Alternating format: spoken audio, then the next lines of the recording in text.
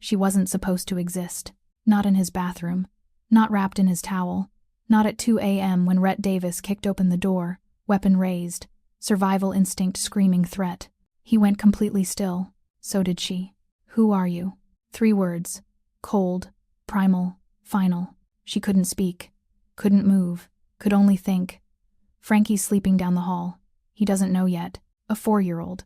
In his spare room, drawing pictures, playing with toys, living in the one place this man swore would stay empty. He should have thrown them out.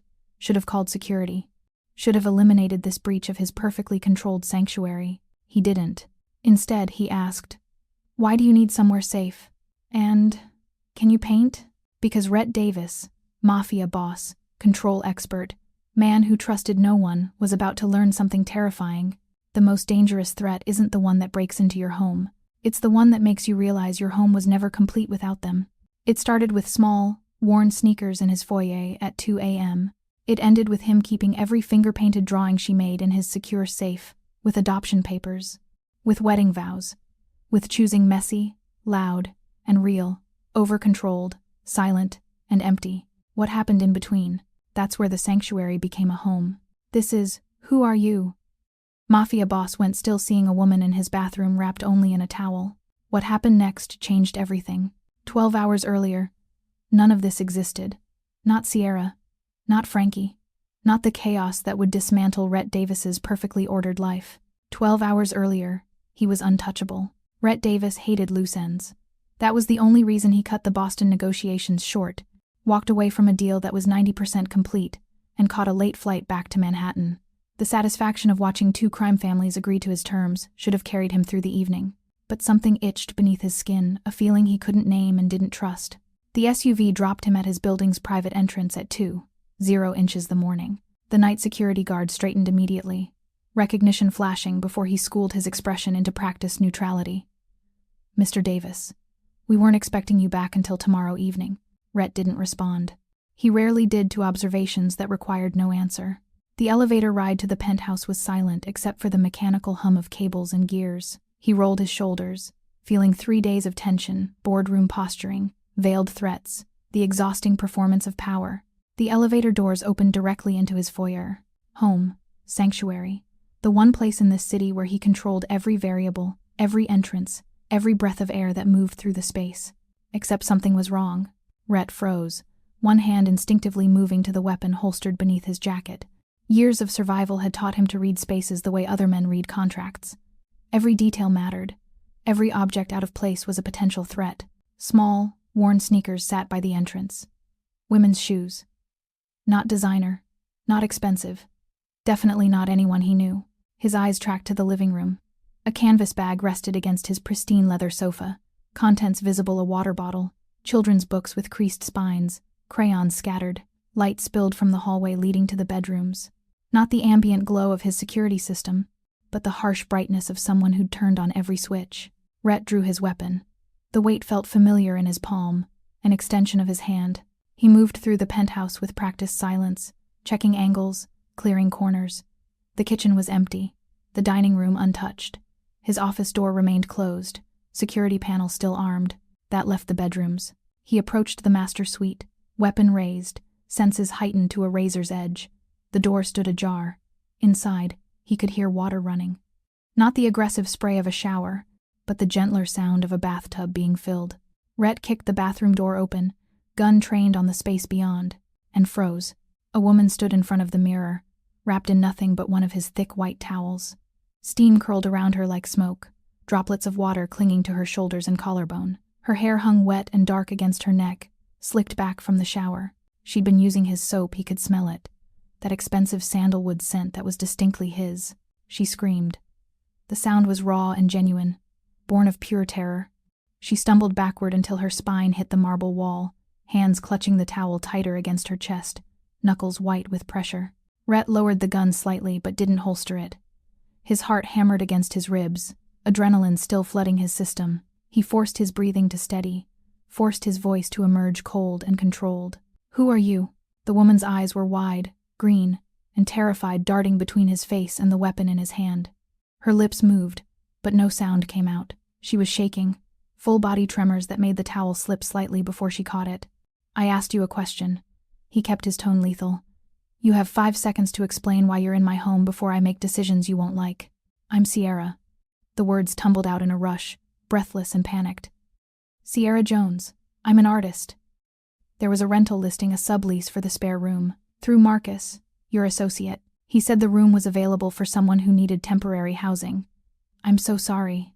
I didn't know you'd be back early. The listing said you traveled frequently and wouldn't be here until Thursday." Rhett's jaw clenched. Marcus. His logistics coordinator had access to his schedule, knew his properties, handled maintenance. Of course, someone in his organization had made this catastrophic error without consulting him. "Show me proof." His voice was granite. Sierra's eyes darted to the counter where her phone sat next to a hairbrush and toiletries he didn't recognize. She moved slowly, keeping the towel secured with one hand while reaching for the device with the other. Her fingers trembled as she unlocked the screen and pulled up message threads, rental receipts, payment confirmations. She held it out to him, arm extended but body still pressed against the wall, maintaining maximum distance. Rhett holstered his weapon and took the phone. The messages were recent, time-stamped from 5 days ago. A contact labeled Marcus Work Connection had responded to her housing inquiry. "Available immediately. Secure building. Owner travels extensively. First month paid through reference. He gave you access to my home." It wasn't a question. It was a statement of betrayal that would have consequences. "I thought it was a standard sublease," Sierra said quickly, voice steadier but still shaking. "The listing was vague, just professional's penthouse, frequent traveler. I needed somewhere safe, somewhere affordable, somewhere." She stopped, realizing she'd said too much. Rhett's eyes narrowed. "Safe from what?" Sierra's expression shuddered. "Just safe. Quiet. Available immediately." The evasion told him everything. She was running from something, from someone. That desperation, that need for sanctuary that appeared out of nowhere, he recognized it, had created it in others often enough. "How long have you been here?" Rhett demanded. 3 days. Sierra's grip on the towel was turning her knuckles white. "I've been very careful. I stayed in the spare room. Didn't touch anything in the main areas except the kitchen for basic meals. I was planning to be gone before you returned. I swear. Is there anyone else?"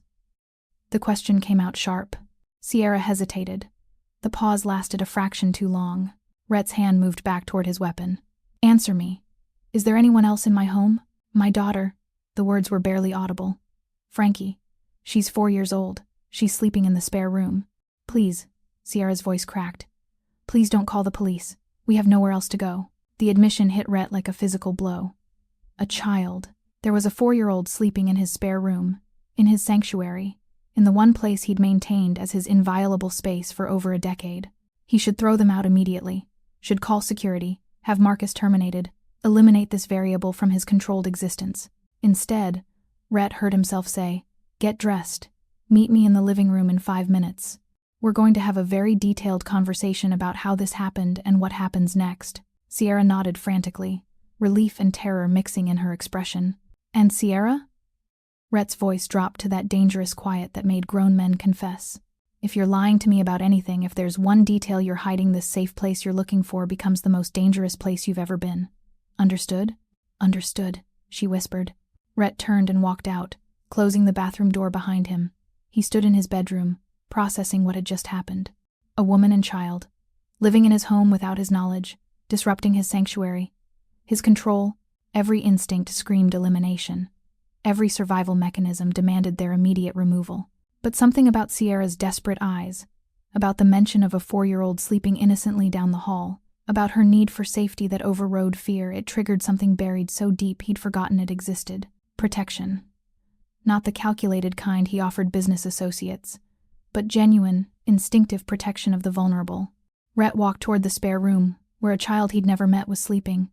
The door was cracked open. Inside, he could see a small figure under blankets, dark curls spread across the pillow, stuffed animals tucked around her.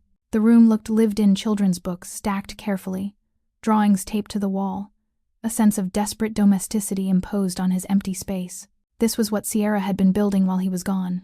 A home for her daughter, in his sanctuary. Rhett closed the door quietly and walked to his living room, poured himself whiskey he desperately needed, and waited for Sierra to emerge so he could decide whether to destroy this intrusion or understand it. 5 minutes later, Sierra appeared. She dressed in worn jeans and an oversized sweater, her wet hair pulled into a braid, face scrubbed clean. She looked younger without the terror, vulnerable in a way that made Rhett's protective instincts flare unwelcome. "Sit," he commanded, gesturing to the sofa. Sierra sat on the edge, perched like she might need to run. Her eyes kept darting to the hallway to where her daughter slept. "Tell me everything," Rhett said.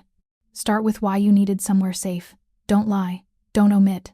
I'll know." Sierra took a shaky breath and began to talk. Sierra's explanation came in fragments, pieces of a story she'd clearly practiced but never perfected.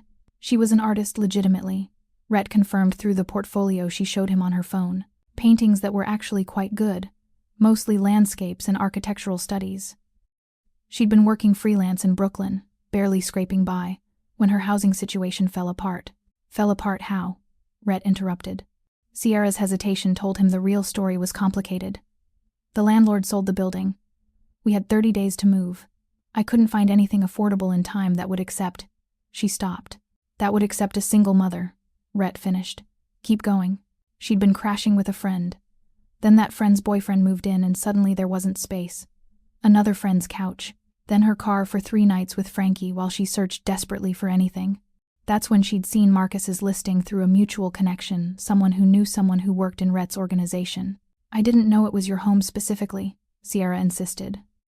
"The listing was vague. I thought it was some kind of corporate housing, someone who traveled for business and rented out a room for extra income. The price was suspiciously low, but I was desperate. I had 72 hours before CPS could have been called about Frankie's housing situation." Rhett listened, his expression unreadable. He pulled out his phone and texted Marcus with instructions to call immediately, no matter the hour. Then he looked at Sierra with those cold eyes that had made grown men confess. "You're still lying," he said flatly. "Not about the housing that checks out, but about why you needed safe specifically. You didn't say affordable. You didn't say available. You said safe. So who are you hiding from?" Sierra's face went pale. "I'm not. Don't." The single word was sharp enough to cut. "I've spent 15 years reading people who lie professionally. You're running from something specific. Someone specific. And if that someone is going to show up at my door looking for you, I need to know now." The silence stretched between them, heavy with Sierra's internal calculation. Finally, she spoke, her voice barely above a whisper. "Frankie's father, ex-boyfriend. We were together for 2 years. He was..." She stopped, choosing words carefully. "Controlling. It got worse after Frankie was born. He didn't hit me, but he didn't need to. He controlled money, controlled my time, controlled who I could see, made me feel like I couldn't survive without him." "And you left," Rhett said. "Not a question. 6 months ago, I took Frankie and left while he was at work. Stayed with my sister in New Jersey for a while. But he found us. He's persistent. Good at finding people, so I kept moving. Different boroughs, different apartments, always short-term, always cash." Sierra's hands twisted in her lap. "When I saw your listing, it felt like finally a place he wouldn't think to look. A secured building in Manhattan, owned by someone in..." She stopped, realizing what she was about to say. "Someone in my line of work," Rhett finished. "You knew what I was when you moved in." "I suspected," Sierra admitted. Marcus didn't say explicitly, but the way he talked, the security requirements, the fact that he said the owner valued privacy above all else, it wasn't hard to figure out. And honestly, that felt safer than a normal landlord. Someone who valued their own security that much would maintain building security properly. Rhett processed this. It was calculating in a way he could respect. Desperate, yes, but strategic. Using his reputation as a shield without understanding the sword that came with it. "Does he know you're in Manhattan?" Rhett asked. "I don't think so. I've been careful. No social media, no credit cards, no patterns. Everything cash, everything temporary. Until now," Rhett pointed out. "Until you signed a sublease that creates a paper trail directly to my property." Sierra's face went white. "Oh God, I didn't think the desperation. I just..." "Relax." Rhett's voice was cold but not unkind. "Marcus is thorough. If he arranged this, he did it through enough layers that your ex-boyfriend won't find it easily. But we're going to fix the security issue anyway." He pulled out his phone again, started typing instructions. "What are you doing?" Sierra asked. making sure that if anyone comes looking for you, they find layers they can't penetrate. Rhett glanced up at her. You're under my roof now. That makes you my responsibility. Whether you stay 5 more minutes or 5 more weeks, while you're here, you're protected. Understood? Sierra stared at him like he'd just spoken a foreign language. You're not throwing us out? I haven't decided yet, Rhett said honestly. I need to verify your story. Talk to Marcus. Understand how this security breach happened. But it's 3 a.m., and there's a 4-year-old sleeping down the hall who doesn't need to be woken up and traumatized because her mother made a desperate decision that turned out to be unauthorized. He stood, crossed to the window, looked out at the Manhattan skyline. When he spoke again, his voice was quieter. I'm going to check on the child. Then I'm going to make some calls. You're going to stay in the spare room with your daughter until morning. At 8 a.m., we'll have a longer conversation about what happens next. Don't leave this apartment. Don't make any calls. Don't do anything that draws attention. Clear? Clear, Sierra said. Thank you. I know you don't. Don't thank me, Rhett interrupted. I haven't decided to help you yet. I've just decided not to make immediate decisions at 3 a.m. He walked past her toward the spare room. Sierra watched him go, terrified and grateful in equal measure. Rhett opened the door quietly. The child, Frankie, was still asleep, buried in blankets, completely oblivious to the confrontation that had just occurred. She looked impossibly small in the bed, dark curls spread across the pillow, one hand clutching a worn, stuffed rabbit. Something in Rhett's chest tightened unexpectedly. He'd spent years avoiding exactly this, the vulnerability of caring about something that could be used against him, the weakness of protection that wasn't transactional.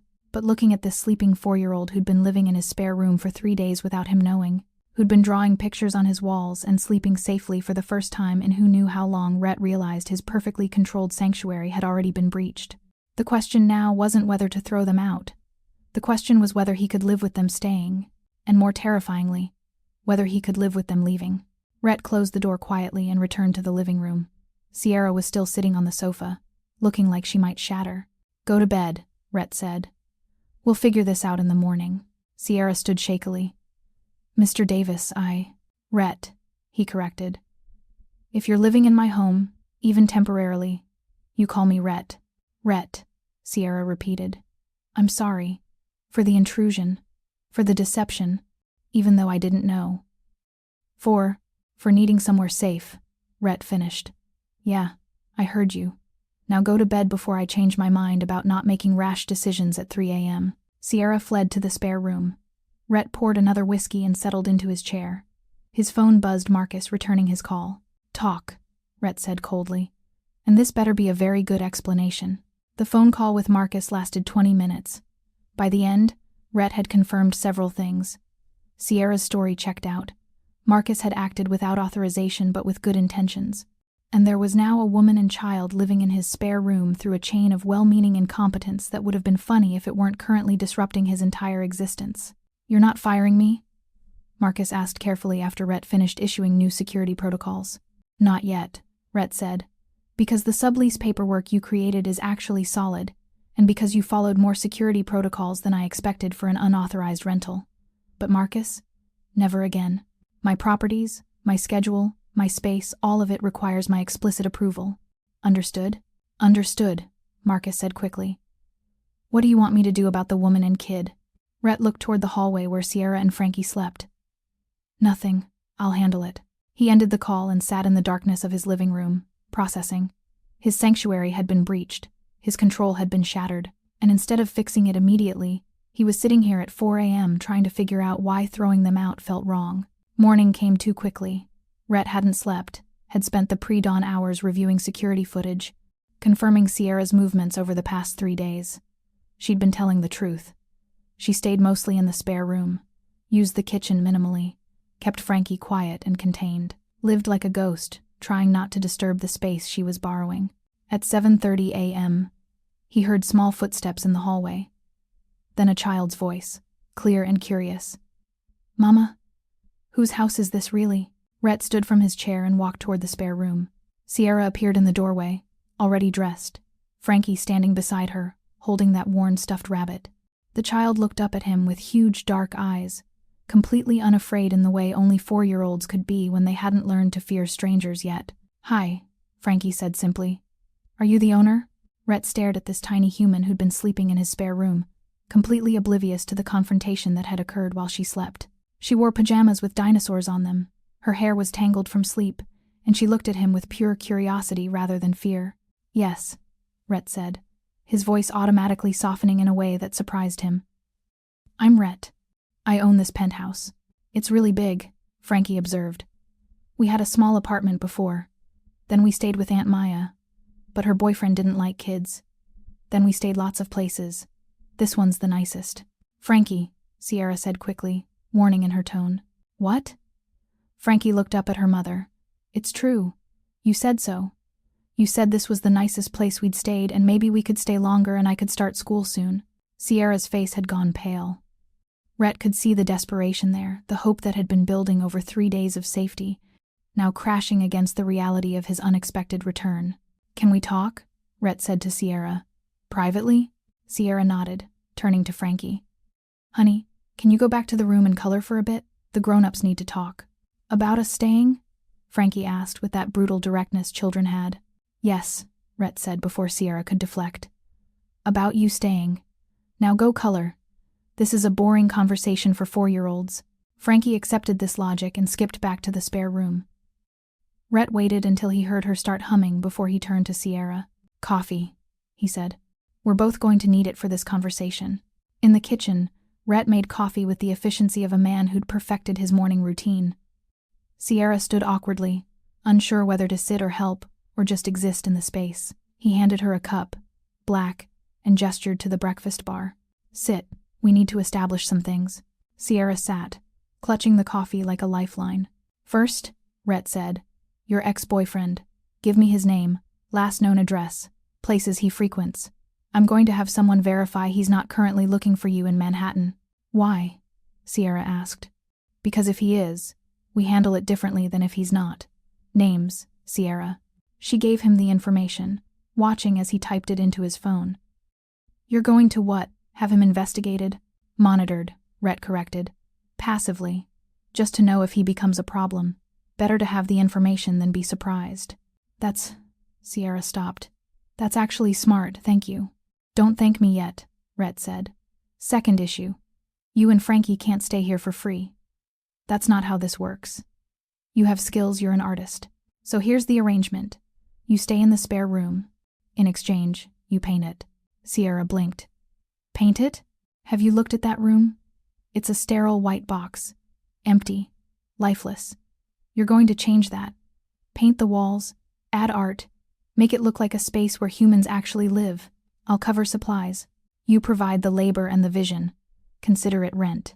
"You want me to decorate your spare room," Sierra repeated slowly, like testing the words.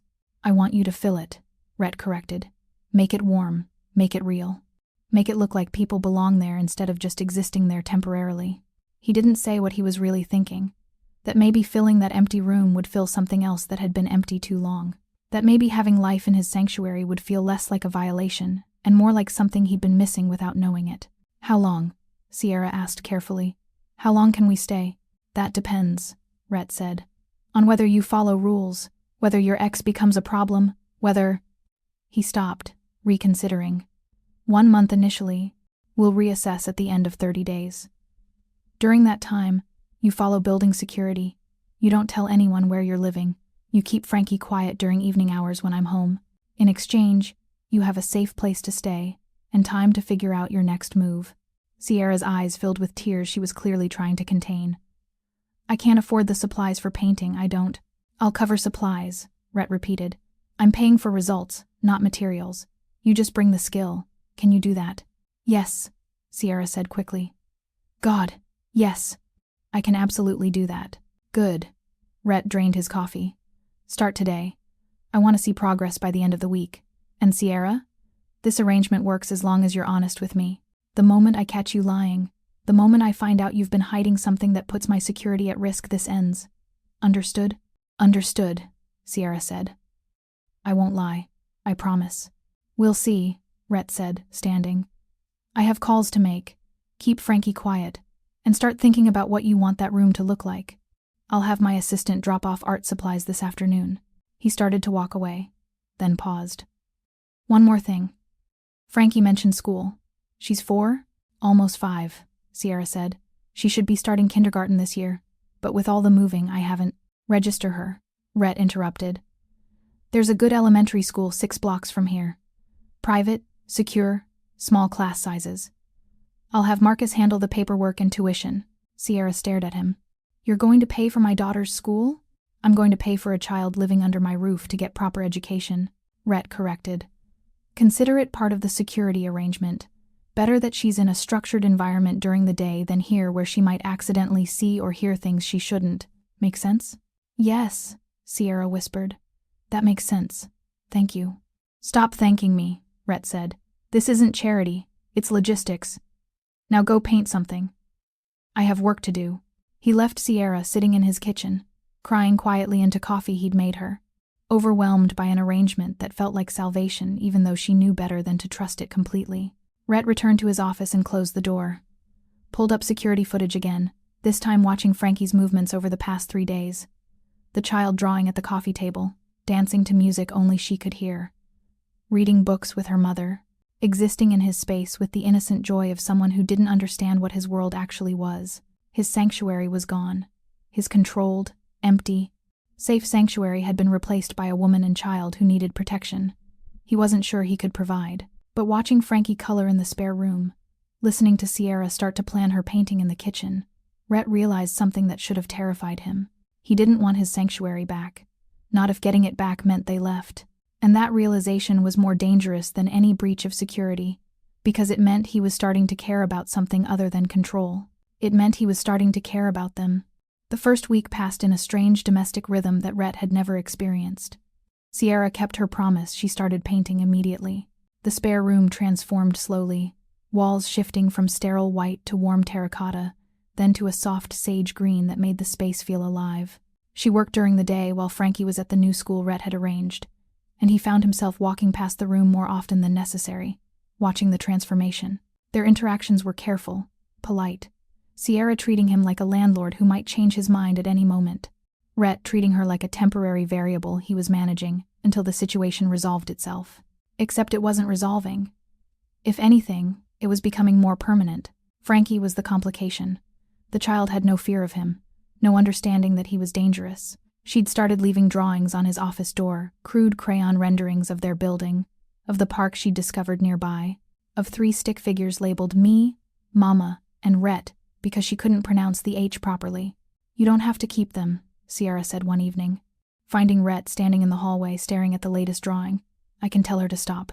It's fine, Rhett said, carefully removing the drawing and carrying it into his office. He'd been putting them in a drawer, telling himself it was temporary, that he'd throw them away when they left. He hadn't thrown away a single one. She likes you, Sierra observed, watching him from the doorway. She doesn't usually warm up to people this fast. Kids are bad judges of character, Rhett replied, but there was no heat in it. Maybe, Sierra said. Or maybe they see things adults miss. The tension between them was building. Rhett noticed things he shouldn't, the way Sierra bit her lip when she was concentrating on a painting, the grace in her movements despite the paint stains on her clothes, the fierce protectiveness in her eyes whenever Frankie was near. He caught himself watching her more than the security monitors, which was a dangerous distraction he couldn't afford. Sierra noticed him too. He'd seen her jump when he entered a room unexpectedly, then relax when she recognized him. Seen the way her eyes tracked his movements when he was home, assessing, calculating whether his mood was safe or volatile. She was always ready to run, always prepared for the moment he'd change his mind. It shouldn't have bothered him, but it did. By the end of the second week, the dynamic had shifted in small, almost imperceptible ways. Sierra had stopped asking permission to use the kitchen, had started leaving her sketchbooks on the coffee table instead of hiding them in her room, had begun making coffee for both of them in the morning without being asked, learning exactly how he liked it, black, strong, in the specific mug he preferred. You don't have to do that, Rhett said one morning, finding her already at the coffee maker when he emerged from his bedroom at 6 a.m. I know, Sierra replied, but I'm making some anyway, and making 2 cups isn't harder than making 1. Consider it part of the rent arrangement. The rent arrangement is painting, Rhett reminded her. Then consider it being a decent human sharing space, Sierra countered. She handed him the mug, their fingers brushing briefly. Both of them noticed. Neither acknowledged it. Rhett took the coffee to his office, trying to focus on the contracts that needed his attention. But he kept thinking about that brief contact, about the way Sierra had learned his preferences without him telling her, about how his morning routine had adapted to include her presence. That evening, he came home to find Sierra cooking dinner, something she'd started doing without asking, leaving portions for him that were surprisingly good. Tonight it was pasta with vegetables, the scent filling the penthouse in a way that made it feel lived in rather than just occupied.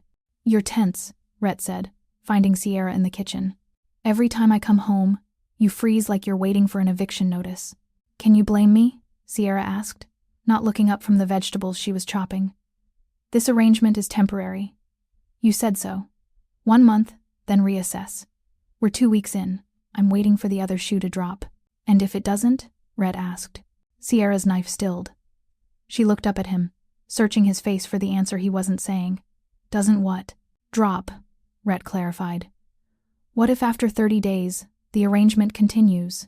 Would that be acceptable?" "Acceptable," Sierra repeated. "Rhett, this place, this arrangement, it's the most stable thing Frankie and I have had in a year. If you're asking whether I'd want to stay longer, the answer is yes. Obviously yes. But I need to know what you want. Because I can't keep living on edge wondering when you'll decide we're too much trouble." Rhett leaned against the counter, studying her. "You're not trouble. Frankie's not trouble. You're both." He stopped, unsure how to finish that sentence. "You're fine. The painting is good. Frankie's quiet when I need quiet. This arrangement works. That's very clinical," Sierra observed. "That's how I operate," Rhett replied. "Everything is an arrangement, a transaction, a controlled variable. That's how I stay alive in my line of work." "And is that how you want to live?" Sierra asked, the question surprisingly bold. "In a beautiful empty penthouse where everything is controlled and nothing is real." The question hit too close to something Rhett had been avoiding. "It's safer," he said finally. "Safer isn't the same as better," Sierra replied. She returned to chopping vegetables, but her words hung in the air between them.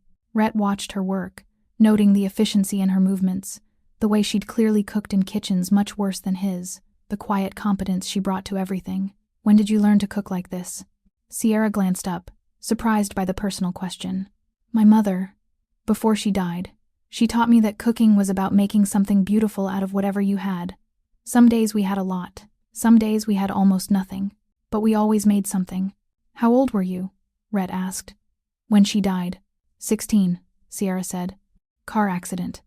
My father, Paul, not Frankie's father, he fell apart after that. Started drinking, stopped working, lost the house. I finished high school while working 2 jobs and taking care of him. Then he died when I was 19 and I thought I'd finally be free. But I just traded one broken man for another." The admission was raw, unfiltered. Rhett recognized it for what it was. Sierra testing whether he could handle her truth, whether he'd judge her for the choices that had led her here. "Frankie's father," Rhett said. "How did you meet him?"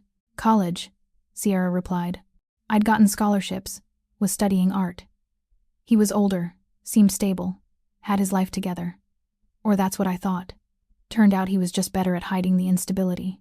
By the time I figured it out, I was pregnant and convinced I needed him." "But you left," Rhett observed. "But I left," Sierra confirmed. "Because I realized Frankie deserved better than watching her mother disappear into someone else's control. Even if leaving meant we had nothing, it was better than staying and teaching her that was normal." Rhett processed this, understanding Sierra better than he had before. She wasn't just running from an ex-boyfriend. She was running from a pattern from the learned helplessness that had defined her entire life. From the belief that safety required surrender. "You're stronger than you think," Rhett said. Sierra laughed, bitter and small. "I'm living in a stranger's penthouse because I couldn't figure out how to make it on my own. That's not strength. You left an abusive situation with a 4-year-old and $300, Rhett countered. You've kept her safe for 6 months while rebuilding from nothing. You're creating art that's actually good while working as hard as any person I employ. That's strength, Sierra. Don't diminish it just because you're not where you want to be yet." Sierra stared at him, eyes bright with unshed tears. "Why do you do that?" "Do what?" "See things in me I don't see in myself," Sierra said. "It's unsettling.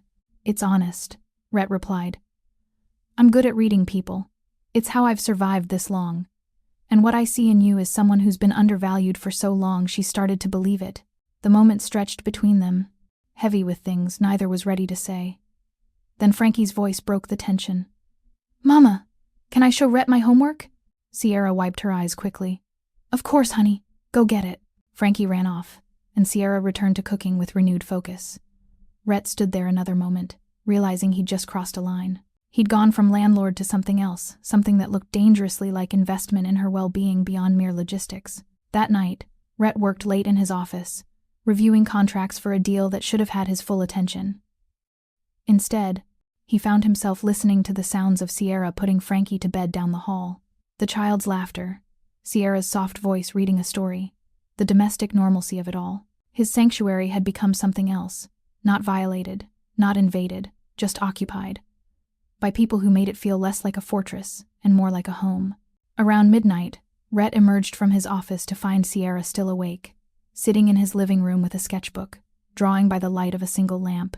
She looked up when he entered, startled. "Sorry," she said quickly. "I couldn't sleep. I can go back to—" "Stay," Rhett said. "What are you drawing?" Sierra hesitated, then turned the sketchbook to show him. It was his penthouse, but different. Warmer, the empty spaces filled with life plants, personal items, evidence of people actually living there instead of just existing in beautiful sterility. "It's how I imagine the space could be," Sierra explained. "If someone actually lived here instead of just staying here. Not that I'm suggesting you change anything," she added quickly. "Your space is your space. This is how I process things. Through art." Rhett took the sketchbook, studying the drawings. She'd captured something he hadn't articulated: the difference between a house and a home. His penthouse was the former. What she'd drawn was the latter. "You see it as empty," Rhett observed. "I see it as waiting," Sierra corrected. "There's a difference. Empty is sad. Waiting is hopeful. This place feels like it's waiting for something. Someone. Or someone's," Rhett said, looking at the drawings that included subtle signs of a child's presence. A toy in the corner, a small jacket by the door, drawings on the refrigerator. "Or someone's," Sierra agreed softly. They sat in comfortable silence for a moment. Then Rhett said, "Show me the spare room." Sierra led him down the hall to the room she'd been transforming. It was nearly finished now, walls painted in warm earth tones. Her artwork hung thoughtfully, Frankie's drawings framed and displayed like they mattered. The bed was made with new linens Rhett had provided, the shelves organized with books and personal items that made the space feel inhabited. But it was the details that caught Rhett's attention. A small desk in the corner where Frankie could do homework. A reading nook by the window with cushions and a lamp. Sierra's art supplies organized neatly but accessible. Evidence everywhere that this wasn't temporary housing, this was a home being built with care and intention. "This is what you meant," Rhett said. "About filling the space." "Yes," Sierra said. "Empty rooms feel like they're waiting for something, for someone. This room isn't waiting anymore. It knows it's home." Rhett walked slowly through the space, taking in every detail. "When did you have time to do all this?" "Little by little," Sierra replied. "While Frankie's at school. While you're working. I wanted it to be right. Wanted it to be a real room. Not just a place we were staying temporarily." "Why?" Rhett asked, turning to face her. "If you thought this was temporary, why invest this much effort?" Sierra met his gaze steadily. "Because Frankie deserves to feel at home somewhere. Even if it's just for a month. Even if we have to leave after that. She deserves to have a space that feels like it's hers, where she's safe and valued and can just be a kid. That's worth the effort, even if it's temporary." The answer hit Rhett harder than expected. Everything Sierra did was for Frankie. Every choice, every sacrifice, every moment of vulnerability, it was all to give her daughter something Sierra had never had: stability, safety, home. "The month isn't up," Rhett said. "But I'm making the decision now. Stay. However long you need. This arrangement continues." Sierra's breath caught. "Really?" "Really," Rhett confirmed. "With one condition." "What condition?" "The rest of the penthouse," Rhett said, gesturing to the space beyond the spare room. "Do this to all of it. Make it look like people actually live here. Make it warm. Make it real. Consider it an extension of your rent arrangement." "You want me to redecorate your entire penthouse?" Sierra asked, shocked. "I want you to make it a home," Rhett corrected. "Because looking at this room, I realize mine isn't. It's just a beautiful empty cage, and I'm tired of living in a cage." Sierra stared at him, seeing something in his expression that made her bold. "Why now?" Why decide this now instead of waiting until the month is up? Rhett was quiet for a long moment. Then, because Frankie left a drawing on my door today. Of the three of us, and I realized I'd kept every single one she'd made. Because I've been watching you transform that room and realizing I want that transformation everywhere. Because, he stopped, the admission harder than expected. Because this place felt like a sanctuary when it was empty, but it feels like a home with you and Frankie in it. And I'm not ready to give that up. That's the first non-clinical thing you've said to me, Sierra observed softly. Don't get used to it, Rhett replied, but there was no bite in the words. I'm not good at this. At people. At relationships that aren't transactional. I'll mess it up. Then we'll both mess it up, Sierra said. Because I'm not good at trusting people who have power over my housing situation. But I want to try. If you're willing to try. Try what exactly? Rhett asked. Try being people instead of variables, Sierra replied. Try building something that's more than just a transaction. Try. She stopped, the next word too big to say out loud. But Rhett heard it anyway. Try trusting each other. One step at a time, Rhett said finally. You redecorate. Frankie keeps going to school. I keep making sure you're both safe. We figure out the rest as we go. Deal? Deal, Sierra agreed. They stood in the transformed spare room, the space between them feeling less vast than it had 2 weeks ago. Still careful, still guarded, but also maybe the beginning of something neither of them had planned for. Something that looked like home. Over the next few days, Sierra began working on the rest of the penthouse with the same careful attention she'd given the spare room. She started with small changes, adding plants to the living room, hanging different artwork in the hallway, placing throws and pillows that added color and warmth to the sterile furniture. Rhett watched the transformation with a mixture of fascination and discomfort. Each change made the space feel less like his controlled sanctuary, and more like something shared. But instead of feeling violated, he found himself looking forward to coming home each day to discover what she'd done. You moved the furniture, Rhett observed one evening, finding the living room rearranged. I created conversation areas, Sierra corrected. Your old layout was designed for one person sitting alone. This layout assumes people might actually want to talk to each other. Assuming a lot, Rhett said. But he sat in one of the newly arranged chairs and found it was actually more comfortable than his old setup. How was your day? Sierra asked, settling into the chair across from him with the ease of someone who belonged there. The question was so normal, so domestic, that Rhett almost didn't know how to answer it. When was the last time someone had asked him that? When was the last time he'd had someone to tell? Fine, he said automatically. Then, because she was looking at him with that patient expression that suggested she could wait all night for a real answer. Complicated. There's a deal I'm negotiating that's taking longer than expected. The other party keeps changing terms. Are they negotiating in good faith, or just being difficult? Sierra asked. Hard to tell, Rhett admitted. That's the problem. If they're negotiating, I can work with that. If they're stalling, I need to change tactics. What does your gut say? Rhett considered the question. Stalling, but I can't prove it yet. Then trust your gut, Sierra said. In my experience, when something feels off, it usually is. The hard part is acting on that instinct before you have proof. That's surprisingly strategic advice, Rhett observed. I've had practice reading situations where something felt wrong, Sierra replied. Different context, same skill. Survival teaches you to trust your instincts. They fell into conversation more easily after that, Sierra asking questions that were thoughtful rather than intrusive. Rhett finding himself actually answering instead of deflecting. It was the first real conversation they'd had that wasn't about logistics or arrangements or fear. When Frankie appeared, demanding attention for a painting she'd made at school, the domestic scene felt so normal that Rhett almost forgot it wasn't supposed to be his life. Almost forgot that this was temporary, that Sierra and Frankie were variables he was managing, that his sanctuary had been invaded. Almost forgot that he was supposed to want them gone. But watching Frankie explain her painting with the enthusiasm only 4-year-olds could muster, watching Sierra smile with pride and patience, Rhett realized something that should have terrified him. He didn't want them gone. Didn't want his empty sanctuary back. Didn't want the silence and solitude he'd carefully maintained for years. He wanted this.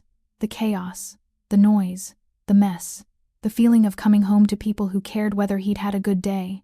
And that realization was more dangerous than any business dealing he'd ever navigated, because it meant he was starting to need them. And need was the most dangerous vulnerability of all. 3 weeks into the arrangement, Rhett's world collided with Sierra's sanctuary in a way that couldn't be ignored. It started with a phone call at 1 p.m.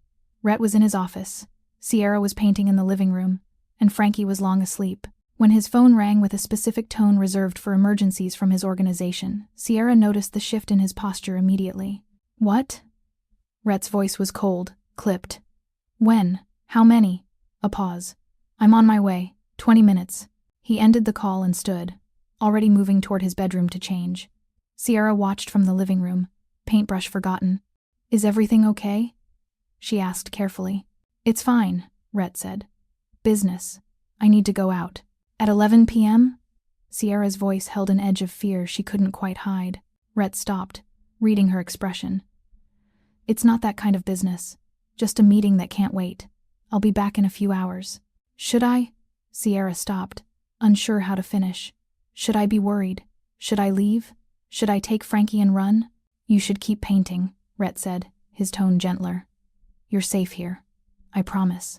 He left, and Sierra tried to follow his advice, tried to focus on the canvas, but every sound in the building made her jump.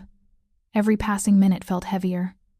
She kept checking on Frankie, making sure her daughter was still sleeping soundly, still safe. The rational part of Sierra's mind knew Rhett had been truthful about his business, but the survival part, the part that had kept her and Frankie alive for 6 months, was screaming that midnight emergencies meant danger, that vague explanations meant secrets, that she should pack their bags and be ready to run. She found herself pacing the living room, phone in hand, looking up cheap motels in other boroughs, calculating how fast she could wake Frankie and get out if she needed to. The old patterns were hard to break. The old fear was hard to silence. But another part of her, the new part that had been growing over 3 weeks, remembered how Rhett had looked at Frankie's drawings, remembered how he'd insisted on paying for school, remembered how he'd told Sierra she was strong when she couldn't see it herself. That part said, "Trust him." He said he'd come back. Believe him. So Sierra sat on the couch, wrapped in a blanket, and waited. Pretended to read, but actually just stared at the same page for 2 hours, listening for the elevator, for his key in the lock, for evidence he'd returned safely. Rhett returned at 2 a.m. Sierra had given up on pretending and was just sitting in the dark, hands clenched in her lap, trying to keep her breathing steady. She looked up when he entered, relief flooding her features before she could mask it. "You waited up," Rhett observed.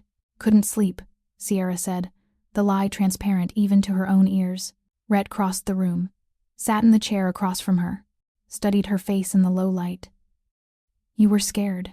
"I was concerned," Sierra corrected, but her voice shook slightly. "You thought I might not come back," Rhett said. "Not a question." Sierra looked away, unable to meet his eyes. "Old habits, old fears. I'm sorry, I know it's irrational." "It's not irrational," Rhett interrupted. "Given your history, it's completely rational. I'm sorry I didn't think about how my leaving would affect you." "It's not your job to manage my trauma," Sierra said quickly. "It's my job to communicate clearly when you're living under my protection," Rhett countered. "You're right to have been scared. I left at midnight with no explanation, no timeline, no information about what to do if I didn't come back. That was careless of me." Sierra finally looked at him, surprised. "You're apologizing?" "I'm acknowledging I could have handled that better," Rhett clarified. "And we should establish protocols so this doesn't happen again." "Protocols," Sierra repeated. "Information you need to feel safe," Rhett said. "What I can tell you, what I can't. How to know if something is actually dangerous versus just inconvenient. That kind of thing." Sierra studied him, seeing something she hadn't expected, genuine concern for her well-being that went beyond logistics. "What was tonight about? You don't have to give me details, but was anyone hurt?" "A shipment was intercepted," Rhett said. "Legal shipment, but by people who don't understand legal versus illegal in my line of work.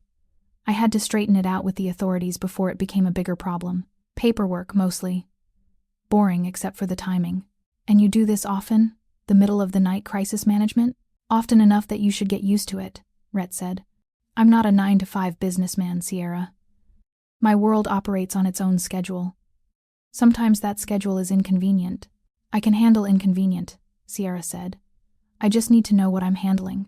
Rhett leaned forward, elbows on his knees, expression serious.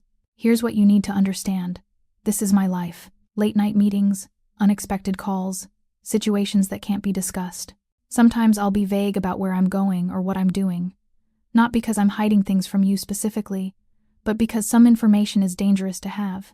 The less you know about certain aspects of my business, the safer you are. That sounds like what, Sierra stopped, but Rhett heard the unfinished thought. What your ex used to say, Rhett finished. I know, but there's a difference.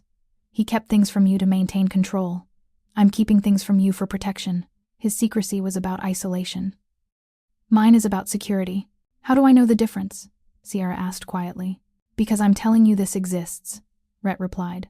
Because I'm giving you information about what to expect, instead of leaving you in the dark. Because if you ask me directly whether you're in danger, I'll answer honestly. Always.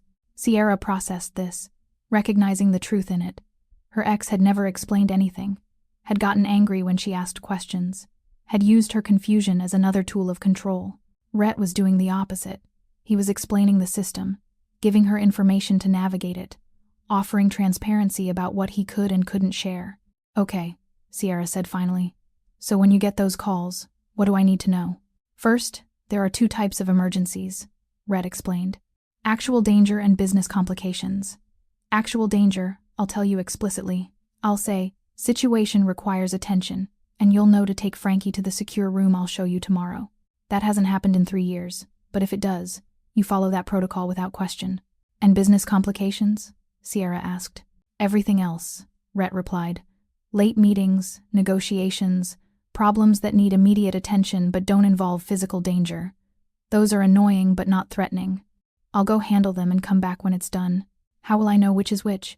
I'll tell you before I leave, Rhett said. Tonight was a complication.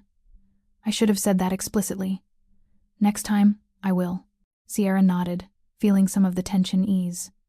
What else do I need to know? If something happens and I don't come back when expected, you call Marcus, Rhett said. He pulled out his phone, showed her the contact. He's my second. He'll know where I am and whether there's a problem. If I'm just delayed, he'll tell you. If there's actually an issue, he'll activate security protocols to protect you and Frankie. And if you're... Sierra stopped, unable to finish the thought. If I'm dead or incapacitated, Marcus has instructions to ensure you and Frankie are protected and relocated safely, Rhett said bluntly. With enough money to start over somewhere secure. That's in writing, witnessed, legally binding. Even if something happens to me, you're both protected. Sierra's breath caught. You made arrangements for us? Already? I make arrangements for everything, Rhett replied. It's how I operate. The moment you became my responsibility, you became part of my contingency planning. Don't read too much into it, it's just logistics. But Sierra was reading into it. Because logistics didn't require enough money to start over. Logistics didn't require legal protections beyond the immediate crisis. Logistics didn't explain why Rhett had spent time and resources ensuring they'd be safe even if he wasn't around to protect them personally. That's not just logistics, Sierra said softly. That's care. Rhett looked uncomfortable. It's practical. You can't protect people without planning for contingencies. Most people's contingencies don't include financial security for random women and children they met 3 weeks ago, Sierra pointed out. You're not random, Rhett said. You're under my protection. That means something. What does it mean? Sierra asked. Rhett was quiet for a long moment. Then, it means I take care of what's mine. And right now, you and Frankie are mine to protect. That's not negotiable. That's not conditional. That's just fact. The possessive phrasing should have made Sierra uncomfortable, should have triggered every alarm about men who claimed ownership. But somehow, from Rhett, in this context, it felt different, not controlling, protective. I'm not yours, Sierra said, but there was no heat in it. No, Rhett agreed. But you're under my protection, and I don't do that halfway. They sat in silence for a moment. Then Sierra asked, What was it like? Tonight. The thing you had to handle. Tedious, Rhett said. Lot of paperwork, lot of explanations to people who should already understand how my business operates. Nothing dramatic, nothing dangerous. Just annoying. Do you like it? Sierra asked. Your work. Rhett considered the question. I'm good at it. That's not the same as liking it. Then why do it? Because it's what I know, Rhett replied. Because I built this life carefully, and I'm good at maintaining it. Because walking away would mean starting over, and starting over means vulnerability I can't afford. That sounds lonely, Sierra observed. It's safe, Rhett countered. Safe and lonely aren't mutually exclusive, Sierra said. You can have both. I think you have been. For a long time. The observation hit closer to truth than Rhett wanted to acknowledge. He stood, needing to end this conversation before it went further than he was ready for. It's late. You should sleep. So should you, Sierra replied, but she stood too. Thank you. For explaining. For being honest. Even when it's complicated. That's the deal, Rhett said. Honesty. Even when it's complicated. You can count on that. Sierra nodded and started toward the spare room. Then she paused, looked back. Rhett? I'm glad you came home safe. Something in Rhett's chest tightened. Me too. After Sierra disappeared down the hallway, Rhett stood alone in his living room, which somehow didn't feel as empty as it used to, and processed what had just happened. Sierra had been scared, had waited up for him, had been genuinely relieved when he returned. That meant she cared. Not just about her safety or Frankie's security, but about him specifically, about whether he came home. That should have made Rhett want to establish more distance. Should have triggered every self-preservation instinct about not letting people care, about not mattering to anyone in ways that could be used as leverage.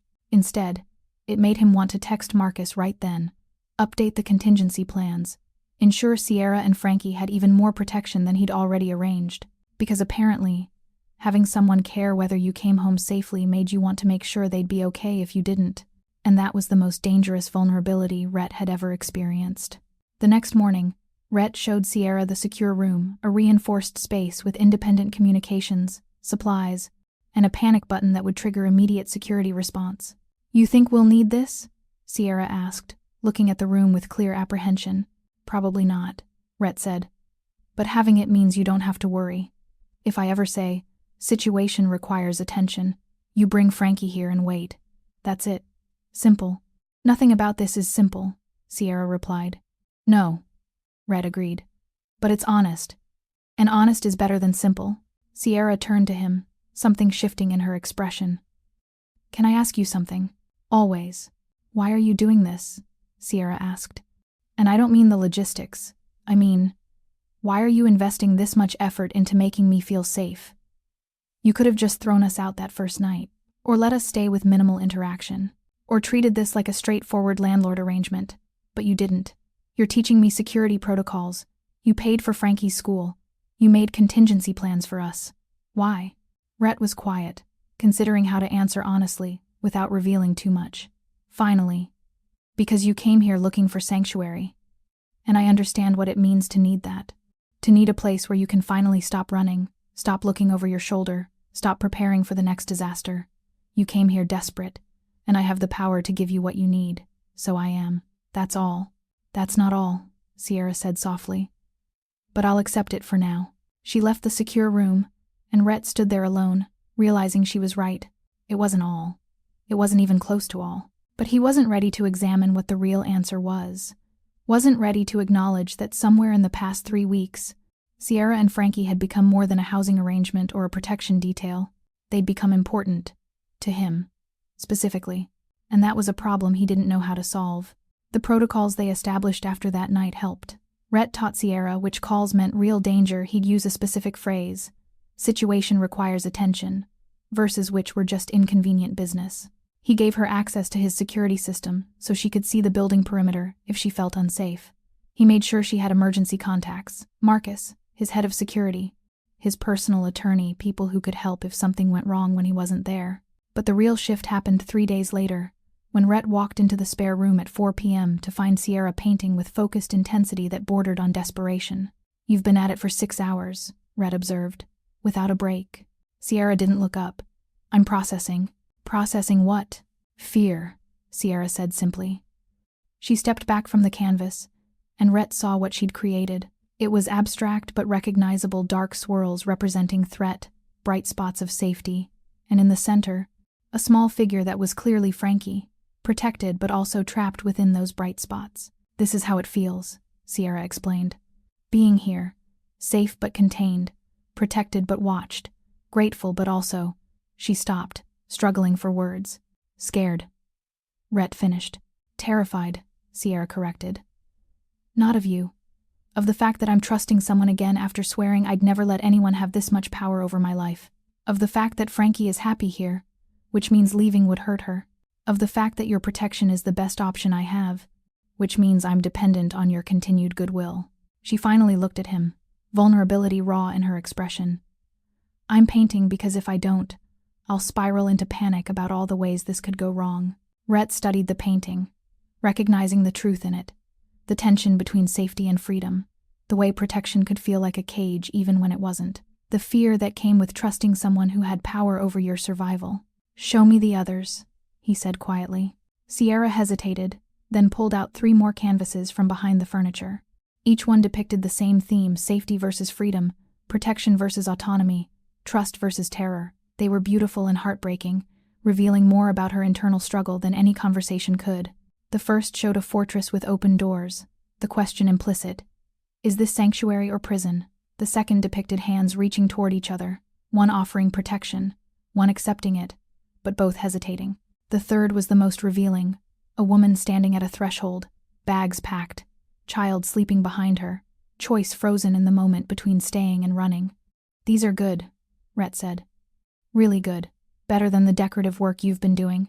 Decorative work pays rent, Sierra replied. These are just therapy. These are art, Rhett corrected. Real art. The kind that galleries would buy. The kind that shows you're not just skilled, you're talented. Sierra laughed, bitter and small. Galleries don't want dark psychological portraits from unknown artists living in rich men's penthouses. You'd be surprised what galleries want, Rhett said. He pulled out his phone, scrolled through contacts. I know someone. Owns a gallery in Chelsea. Specializes in emerging artists with raw emotional work. Let me send her photos of these. Rhett, you don't have to. I'm not doing you a favor, Rhett interrupted. I'm being practical. You're talented. Wasting that talent on my walls when it could be earning you actual money is inefficient. Let me make one call. Before Sierra could protest, he was already texting photos of the paintings to someone named Vanessa. Sierra watched, torn between hope and suspicion. Why are you doing this? She asked. Rhett looked up from his phone. Because I understand needing to not be dependent. Because I see what the dependency is doing to you, and I don't like it. Because... He stopped, the truth harder than expected. Because I want you to stay by choice, not because you have no other options. But if I can earn money from my art, I could afford to leave, Sierra pointed out. I know, Rhett said, and that scares the hell out of me. But it's still the right thing to do. His phone buzzed. He read the response, then showed it to Sierra. Vanessa wanted to see the paintings in person, this week if possible. She was interested in a showing of new emotionally raw work, and Sierra's pieces might fit perfectly. Sierra stared at the message, then at Rhett. In 5 minutes, you just potentially changed my entire career. I just made a phone call, Rhett corrected. You're the one with the talent.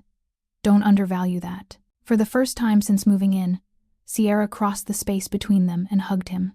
It was brief, impulsive, and over before Rhett could fully process it. But the gesture, the gratitude, and trust in it felt more significant than any contract he'd ever signed. Thank you, Sierra said, stepping back quickly. Not just for the call, for understanding why independence matters. I understand a lot more than you think, Rhett replied. That evening, they had their first real conversation. Not about logistics or arrangements or fear, about art and control and passion, the things they both understood through different lenses. They sat in the living room Sierra had transformed, comfortable now in shared space. Frankie was doing homework at the dining table, humming to herself, creating a backdrop of domestic normalcy neither adult acknowledged but both felt. Sierra talked about her paintings like Rhett talked about his business dealings with intense focus, with recognition that control was necessary but also limiting, with the understanding that perfection was the enemy of completion. You see it, Sierra said, surprised. The way art and control intersect. Most people don't get that. Most people haven't spent their lives trying to impose order on chaos, Rhett replied.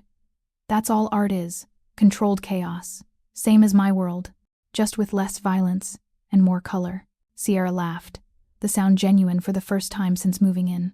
That's the most artistic thing I've ever heard someone in your line of work say. Don't spread that around, Rhett said. It would ruin my reputation. Your reputation as what? The heartless mafia boss? Sierra teased, then immediately looked worried she'd overstepped. My reputation as someone who doesn't have opinions about art, Rhett clarified. I'm supposed to collect it as investment, not understand it as expression. But you do understand it, Sierra observed. I can tell. The way you look at paintings, the questions you ask, you're not just being polite. You actually see what I'm trying to say. Rhett was quiet for a moment. Then, my mother was an artist. Not professionally, but seriously. She painted every day, said it was the only thing that made sense in a world that was mostly chaos. Was? Sierra asked gently. She died when I was 12, Rhett said. Cancer.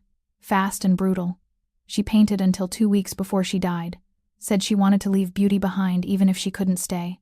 I'm sorry, Sierra said. It was a long time ago, Rhett replied. But I remember watching her work. Remember the way she'd lose herself in it. The way nothing else existed when she was painting. The way she'd step back and see something in the canvas that wasn't there when she started. That's what I see when I watch you work. That same absorption, that same need to create something that makes sense out of chaos. Sierra was quiet, processing this glimpse into Rhett's past. Is that why you agreed to let me stay? Because I reminded you of her? No, Rhett said honestly. I let you stay because throwing out a woman and child at 3 a.m. seemed excessive even for me. But watching you paint, that reminds me that not everything in life has to be about control and survival. Some things can just be about creating beauty, making something that didn't exist before. That's a very artistic philosophy for someone in your line of work, Sierra observed. Maybe I'm more complicated than my reputation suggests, Rhett replied. Maybe you are, Sierra agreed softly. They sat in comfortable silence, Sierra returning to sketching while Rhett reviewed contracts. But the silence felt different now, less careful, more companionable, like they'd crossed some invisible line from cohabitation to actual connection. Frankie emerged from the dining table, triumphantly holding up completed homework. I finished, and I got all the math problems right this time. That's wonderful, honey, Sierra said, pulling Frankie into a hug. Can I show Rhett? Frankie asked. Of course, Sierra replied. Frankie brought the homework to Rhett, with the unself-conscious confidence of a child who'd never been rejected. Rhett examined it seriously, nodding approval. These are good, he said. Especially this one. That's a tricky problem for kindergarten. My teacher says I'm good at numbers, Frankie said proudly. She says I think logical. Logically, Sierra corrected gently. Logically, Frankie repeated. Like Rhett. I'm not sure I'd call myself logical, Rhett said, amused. You are, Frankie insisted. Mama says you're strategic and think about consequences and plan for things. That's logical. Rhett glanced at Sierra. You talk about me? Frankie asks questions, Sierra said, slight color in her cheeks. I answer honestly, age appropriately. But honestly, what kind of questions? Rhett asked. Whether you're nice, Frankie supplied helpfully. Whether we're safe here. Whether you're going to make us leave. Mama says you're fair and keep promises, and that we're safer here than anywhere else we've been. That's a diplomatic answer, Rhett observed. It's an honest answer, Sierra replied. You asked for honesty. That's what you get. Frankie, oblivious to the adult tension, continued. Mama also says you're lonely, but don't know how to not be lonely anymore. Can I paint with you now? Sierra's face went white. Frankie, I didn't mean for you to. It's okay, Rhett interrupted, though something in his chest had tightened painfully. Yes, you can paint. There's extra canvas in the corner. Frankie scrambled toward the art supplies with characteristic enthusiasm. Sierra stood frozen, mortified. I'm sorry, she said quietly. I shouldn't have. I was trying to help her understand why you live alone, why this space was so empty, and I overstepped. You weren't wrong, Rhett said. Sierra looked at him, surprise evident. What? About the lonely part, Rhett clarified. You weren't wrong. I am lonely. I have been for a long time. I just got very good at pretending it was a choice instead of a consequence. A consequence of what? Of building a life around control and survival instead of connection, Rhett said. Of believing that needing people was weakness. Of thinking sanctuary meant empty instead of full. Sierra crossed the room slowly, sat in the chair across from him. And now? Now I'm not sure what sanctuary means anymore, Rhett admitted. It used to be this place, empty and controlled. But you've filled it with life and noise and chaos, and somehow it feels more like sanctuary than it ever did before. Which doesn't make sense, but it's true. It makes perfect sense, Sierra said softly. Sanctuary isn't about being alone. It's about being safe. And sometimes being safe means having people around who care whether you come home at night. The reference to her waiting up for him the other night wasn't subtle. Rhett met her eyes, saw the vulnerability there, the care she was admitting to even though it scared her. "I'm not good at this," Rhett said. "At having people care. At caring back. At being anything other than controlled and distant. I'm not good at trusting people with power over my life," Sierra replied. "At believing protection doesn't mean possession.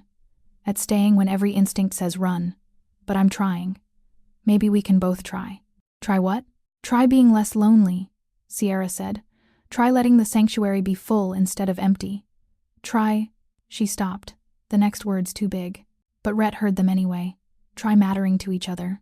One step at a time," Rhett said finally. "One step at a time," Sierra agreed. They returned to their activities, Sierra to her painting, Rhett to his contracts, but something had shifted. Some acknowledgement had been made. Some truth had been spoken that couldn't be taken back. Rhett watched Frankie paint with complete abandon, watched Sierra work with focused intensity, and realized his empty sanctuary was gone. But what had replaced it might actually be better. The gallery showing was scheduled for 3 weeks later. Vanessa had loved Sierra's work, insisted on 8 pieces for the showing, and offered a small advance against future sales that made Sierra cry in the bathroom for 20 minutes. "I haven't earned my own money in over a year," she explained when Rhett asked if she was okay. This is everything." Rhett understood. Independence wasn't just about finances, it was about identity. About not being defined by what someone else provided. About having choices instead of just survival. But watching Sierra gain independence also made Rhett realize something terrifying. She didn't need him anymore. The arrangement had served its purpose. She could afford her own place now, could support Frankie independently, could leave his penthouse and build a life that didn't intersect with his dangerous world. She could leave. And the thought of her leaving felt like losing something essential he hadn't known he needed. The realization hit him at odd moments. When he came home and heard her voice before he saw her. When he found Frankie's latest drawing on his office door. When he walked into the kitchen in the morning and Sierra had already made coffee exactly how he liked it. These small domestic moments that shouldn't have mattered had become the structure of his days. Had become what he looked forward to. Had become what made his penthouse feel like home instead of just a place he stayed. And if Sierra left, all of that would disappear. The thought kept him awake at night, made him distracted during meetings, made him check his phone constantly, looking for messages from her, needing to know she was still there, still staying, still choosing his sanctuary over her independence. It was pathetic. It was weak. It was everything Rhett had spent 15 years avoiding, and he couldn't stop it. "We should talk," Rhett said one evening after Frankie was asleep. He'd rehearsed this conversation a dozen times, trying to find the balance between honesty and control, between offering freedom and admitting he wanted her to stay. Sierra looked up from the painting she was finishing for the gallery. "That sounds ominous." "It's practical," Rhett corrected. "Your situation has changed. You have income now, options you didn't have before. The original arrangement was temporary, based on need. That need no longer exists, so we should discuss what happens next." Sierra set down her paintbrush, her expression unreadable. "Are you asking me to leave?" "I'm asking what you want," Rhett said. "Without the pressure of dependency, without the fear of homelessness. If you could choose freely, what would you choose?" Sierra was quiet for a long moment. When she spoke, her voice was careful. "Can I be honest? Really honest? Even if it's complicated?" "Always. I don't want to leave," Sierra admitted. "Not because I need to stay, but because I want to. Because Frankie is happy here. Because I'm happy here. Because this place and you feel like home in a way nowhere else ever has. But I don't know if that's real or if it's just Stockholm Syndrome from 3 months of dependency. And I don't know if you want us to stay or if you're just being kind by offering the choice." Rhett sat down across from her, the carefully rehearsed speech dissolving. "I want you to stay." "Why?" Sierra asked. "Be honest. Is it convenience? Habit? Something else?" "Because I come home to voices instead of silence," Rhett said. "Because Frankie leaves drawings on my door and I've kept every single one. Because you've transformed this place from a fortress to a home. Because—" He stopped, the next words harder than any business negotiation. "Because I'm alone less when you're here.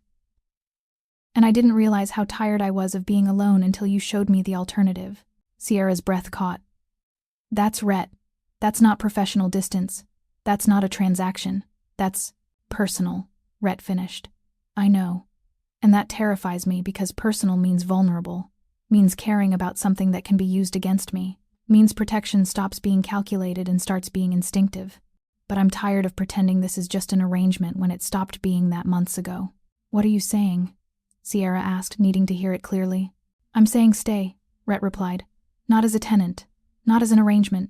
Stay as, he struggled with the label, as someone who belongs here, as someone I want here, as someone who makes this place worth coming home to. That's a relationship, Sierra said quietly. Not a housing arrangement. That's you asking for something more. Is that a problem? Rhett asked. It's terrifying, Sierra admitted, because I swore I'd never let myself depend on a man again. Swore I'd never trust someone with power over my housing and my safety and my daughter's well-being. But here I am, wanting to say yes to exactly that. Wanting to trust you even though every survival instinct I have is screaming that this is dangerous. It is dangerous, Rhett agreed. I'm dangerous.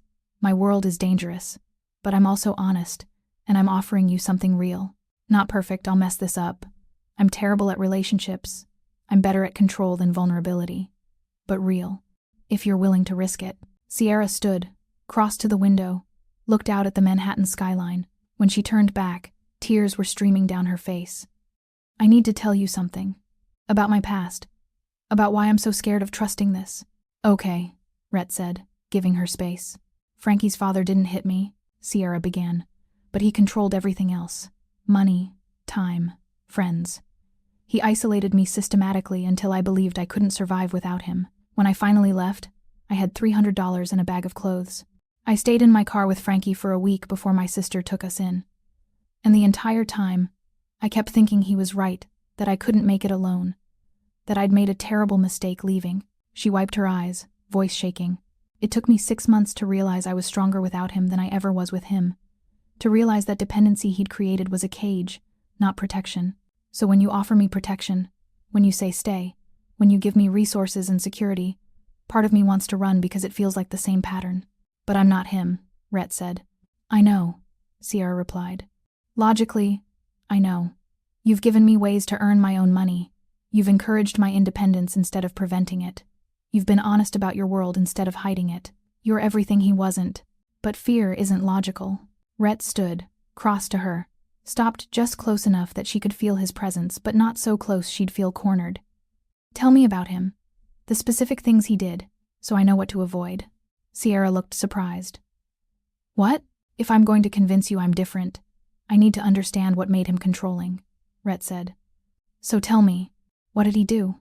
Sierra took a shaky breath. He monitored my phone, wanted to know where I was every hour. Got angry if I went somewhere without telling him first. I've never asked for your location, Rhett said. And I gave you access to the security system so you could see where I am if you wanted. Transparency goes both ways. He controlled money, Sierra continued, gave me an allowance, made me ask permission to buy things. You have your own income now, Rhett pointed out, and I've never asked what you spend money on. Your finances are your business. He isolated me from friends, Sierra said. Made me feel guilty for spending time with anyone else. Said if I loved him, I'd want to be with him constantly. I've encouraged you to go out, Rhett replied. To meet with the gallery owner, to take Frankie to the park, to build a life that doesn't revolve around me. I don't want you isolated. I want you to have options. He made me feel weak, Sierra whispered. Made me believe I couldn't survive without him. That I was too fragile, too stupid, too broken to make it alone. And I've told you repeatedly that you're strong, Rhett said.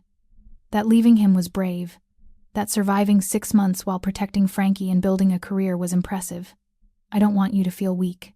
I want you to recognize your own strength. Sierra was crying openly now. Why are you doing this? Proving you're different. Why does it matter?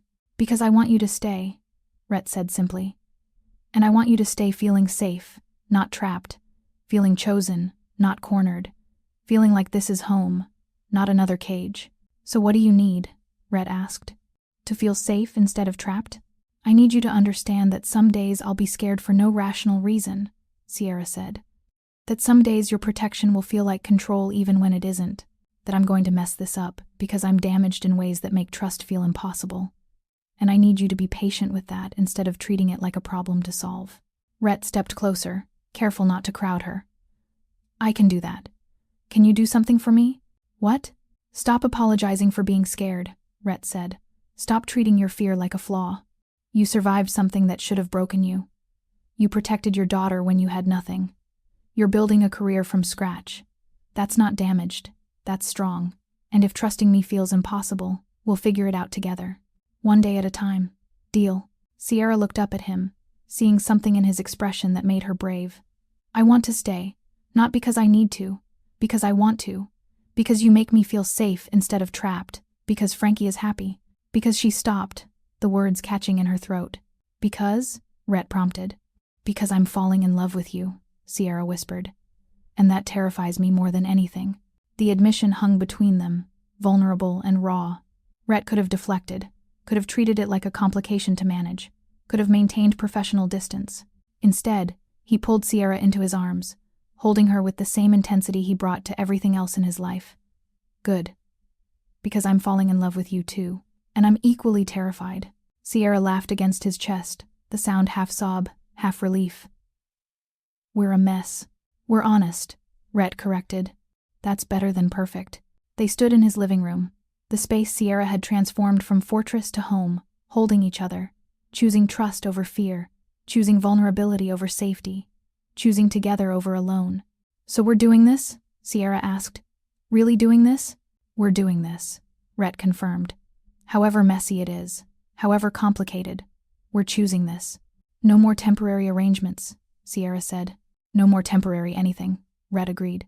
This is permanent. You, me, Frankie. Building something real instead of just surviving. Sierra pulled back to look at him. I'm still going to be scared sometimes. I'm still going to be terrible at emotions sometimes, Rhett replied. We're going to fight, Sierra predicted. Probably, Rhett agreed. But we'll figure it out. Promise? Sierra asked. Promise, Rhett said. And then, because words weren't enough, he kissed her. It was their first kiss. Careful but certain. Vulnerable but brave. The beginning of something neither of them had planned, but both desperately wanted. The kiss was gentle at first, tentative, testing, asking permission with every movement. Then Sierra's hands came up to his face, cupping his jaw, and she kissed him back with more certainty, more need, more trust. When they finally pulled apart, both breathing hard, Sierra smiled, genuine, unguarded, happy. That was worth the wait, Rhett finished. I was going to say terrifying, Sierra admitted. But also worth the wait. Everything about this is terrifying, Rhett said. That doesn't make it wrong. They stood close, foreheads nearly touching, neither wanting to break the moment. Then Frankie's voice called from down the hall. Mama? I had a bad dream. Sierra pulled back, reality reasserting itself. I should go, Rhett said. I'll be here. Sierra went to comfort Frankie, and Rhett stood alone in the living room, hand coming up to touch his lips, still feeling the ghost of that kiss. He'd crossed a line, had admitted feelings he'd spent months denying, had chosen vulnerability over control, and instead of feeling weak, he felt lighter, like he'd been carrying weight he didn't realize was there, and putting it down revealed how exhausted he'd been. That night, after Sierra got Frankie back to sleep, she returned to the living room to find Rhett still there, waiting. She okay? He asked. Just a nightmare, Sierra said. She gets them sometimes, usually about being back in the car, nowhere to go. That's understandable, Rhett said. Sierra sat beside him on the couch closer than she would have dared before, close enough that their shoulders touched. Can I ask you something? Always. What happens now? Sierra asked. With us. With this.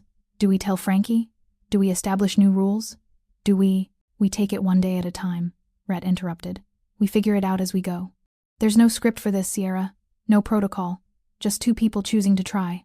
I'm not good at trying, Sierra admitted. Neither am I, Rhett replied. But I'm willing to be bad at it with you. Sierra laughed softly. That's the most romantic thing you've ever said. Give me time, Rhett said. I'm learning. They sat in comfortable silence, Sierra's head eventually finding its way to Rhett's shoulder, his arm coming around her naturally. Outside, Manhattan glowed with evening lights. Inside, their home was quiet, peaceful, full of the potential of what they were building. Rhett? Sierra said quietly. Yeah? Thank you, she said, for not giving up on this, on us, even when it was complicated. Especially when it was complicated, Rhett corrected. The easy things don't matter as much. They sat like that until Sierra started to fall asleep. Then Rhett gently suggested she go to bed. They parted with another kiss, briefer this time, but no less meaningful, and went to their separate rooms. But as Rhett lay in bed that night, staring at the ceiling, he realized those separate rooms wouldn't stay separate forever. That this thing they were building was moving towards something permanent, something shared, something that looked like forever. And for the first time in 15 years, forever didn't sound like a trap. It sounded like home. The gallery showing was a success. Sierra sold 6 of her 8 pieces, received commissions for 3 more, and caught the attention of a prominent art blogger who wanted to feature her in an upcoming article about emerging emotional artists. Rhett attended the showing, standing in the back like security detail, watching Sierra interact with buyers and critics with a confidence he'd never seen in her before. She glowed. She belonged. She was finally seen for what she'd always been: talented, strong, worthy. He watched her explain her paintings to a couple examining the piece about Sanctuary, the one with the fortress and open doors. Watched her describe the tension between protection and freedom, between staying and running, between trust and fear. It's autobiographical, Sierra was saying. I created it during a time when I was learning the difference between a cage and a home, between someone controlling you and someone protecting you. And did you figure it out? The woman asked. I'm still figuring it out, Sierra admitted. But I'm learning that home isn't about control.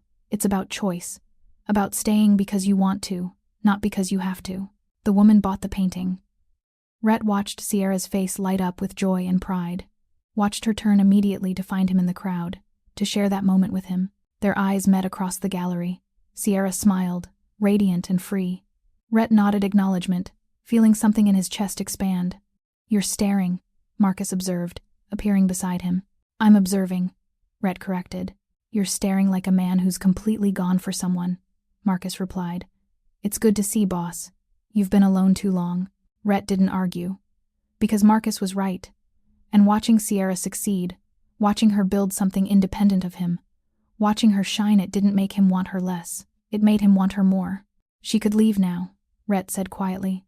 She has income, has connections, has options. But she won't, Marcus said with certainty. How do you know? Because she looks at you the same way you look at her, Marcus replied. Like your home. And nobody leaves home when they've spent that long looking for it. After the showing, they celebrated with Frankie at a diner the child had been begging to try. Frankie demanded pancakes even though it was 8 p.m., and Rhett found himself agreeing without hesitation. You're getting soft, Sierra teased. I'm being strategic, Rhett corrected. Happy kid means quiet apartment later. Sure, Sierra said, smiling. That's definitely why you just ordered her chocolate chip pancakes with extra whipped cream.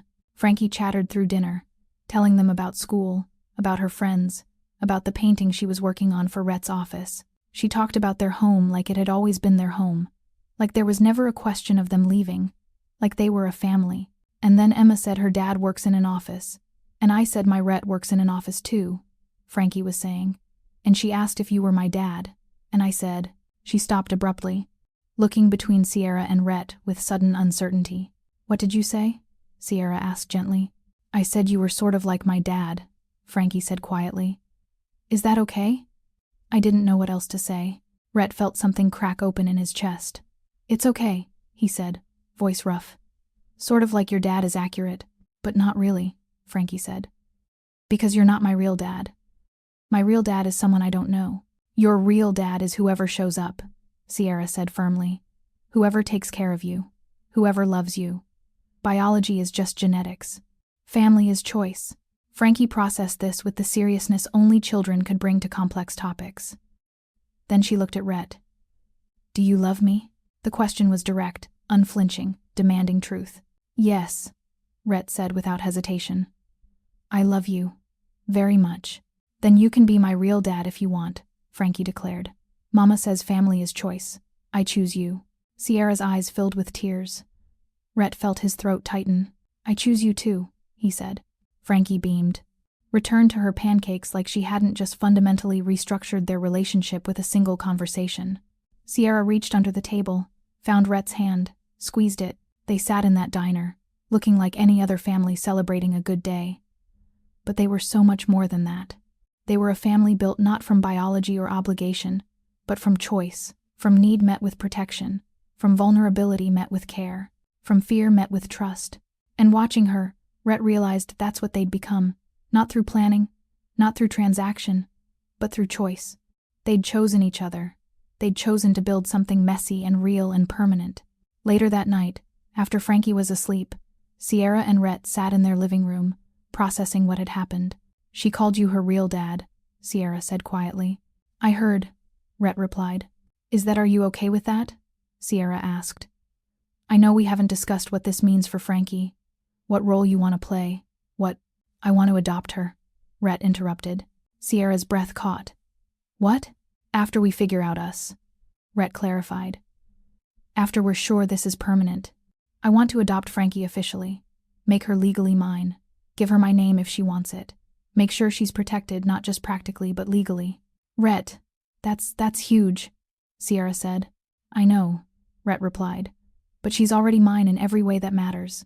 I want to make it official. Want her to know she doesn't have to wonder whether I'll stay. Want her to have the security of knowing she has a father who chose her, who won't leave." "You're really sure?" Sierra asked. "This isn't just being caught up in the moment?" "I've never been more sure of anything," Rhett said. "Frankie is mine. You're mine. This family we're building, it's mine. I want to make it legal. Want to make it permanent. Want there to be no question." Sierra crossed to him, climbed into his lap, kissed him hard. "I love you," she said between kisses. "God, I love you so much." "I love you too," Rhett replied. "Even though you've completely destroyed my controlled empty sanctuary." "Your controlled empty sanctuary was sad," Sierra said. "It needed destroying." "Probably," Rhett agreed. "I have something for you," Rhett said after a moment. He handed her a small envelope. Inside was a key, newly made, shiny, official. "What's this?" Sierra asked. "Key to the penthouse," Rhett said. "Your name is on the security system now. You're not a guest anymore. You're a resident. Equal access, equal authority, equal home." Sierra stared at the key, understanding the significance. This wasn't just access, it was commitment. It was Rhett saying she belonged permanently, that this was as much her home as his, that she had power here instead of just permission. "You're sure?" she asked. "I'm sure," Rhett replied.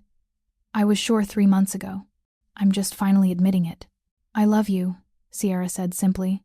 "I love you too," Rhett replied. They stood in their living room, in the space Sierra had transformed, surrounded by evidence of life instead of emptiness. Frankie's toys were scattered near the couch. Sierra's art supplies occupied a corner. Photos were hung on walls that had been bare. Evidence everywhere that this wasn't a fortress anymore, it was a home. "What happens now?" Sierra asked. "Now we live," Rhett said. "We build. We figure out what messy domestic life looks like when one half of the couple is a mafia boss and the other half is an emerging artist with a 4-year-old daughter." "That sounds complicated," Sierra observed. "Everything worth having is complicated," Rhett replied.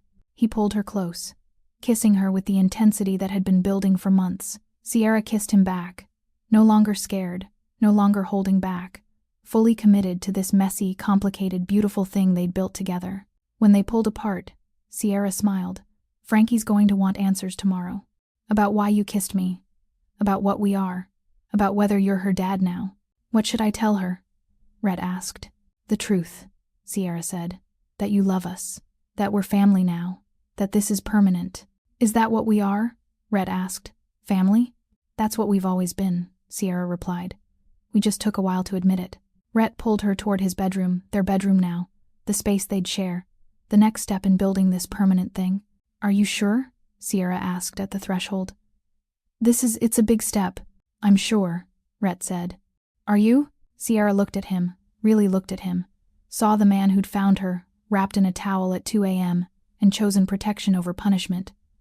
Who'd given Frankie a home and her a sanctuary. Who'd encouraged her independence even when it meant she might leave. Who'd learned her fears and consciously chosen to be different.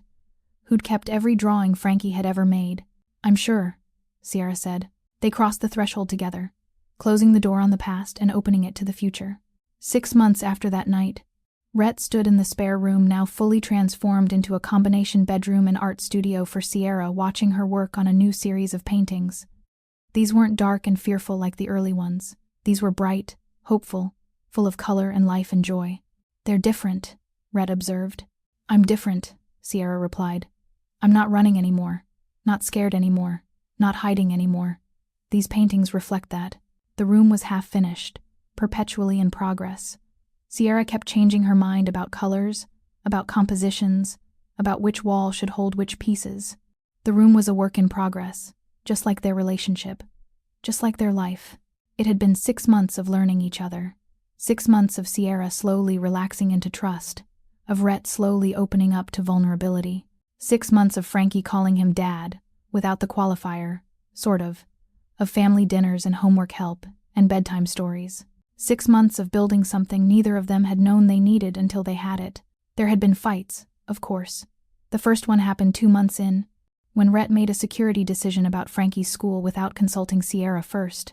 She'd been furious not about the decision itself, but about being excluded from it. "You don't get to make choices about my daughter without talking to me first," Sierra had said, voice shaking with anger and old fear. "I don't care how logical the decision is. I don't care if you're right. You don't get to control her life without my input. That's not protection. That's control." Rhett had been defensive at first, then realized she was right, had apologized, had promised to consult her on anything involving Frankie, even when he thought the answer was obvious. They'd figured it out, established boundaries, learned each other's triggers and consciously avoided them. The second fight had been about money. Sierra wanted to start paying rent now that she had income from her art sales. Rhett had refused, saying she was already contributing by transforming the penthouse. Sierra had argued that accepting housing without payment made her feel dependent in ways that triggered old patterns. They'd compromised. Sierra paid for groceries and household supplies, contributed to a joint account for Frankie's expenses, kept her art income separate and under her control. It wasn't perfect, but it worked. There had been smaller conflicts too about Rhett's work hours, about Sierra's tendency to avoid conflict until it exploded, about how much to tell Frankie about Rhett's business, about privacy and boundaries and what it meant to build a life together when both had spent so long protecting themselves. But they'd worked through each one, with honesty, with patience, with the conscious choice to stay even when it was hard. "You know what I realized?" Sierra said, stepping back to look at her work. "This room, it's a metaphor. When you first asked me to paint it, you wanted me to fill an empty space, but the room was never really empty.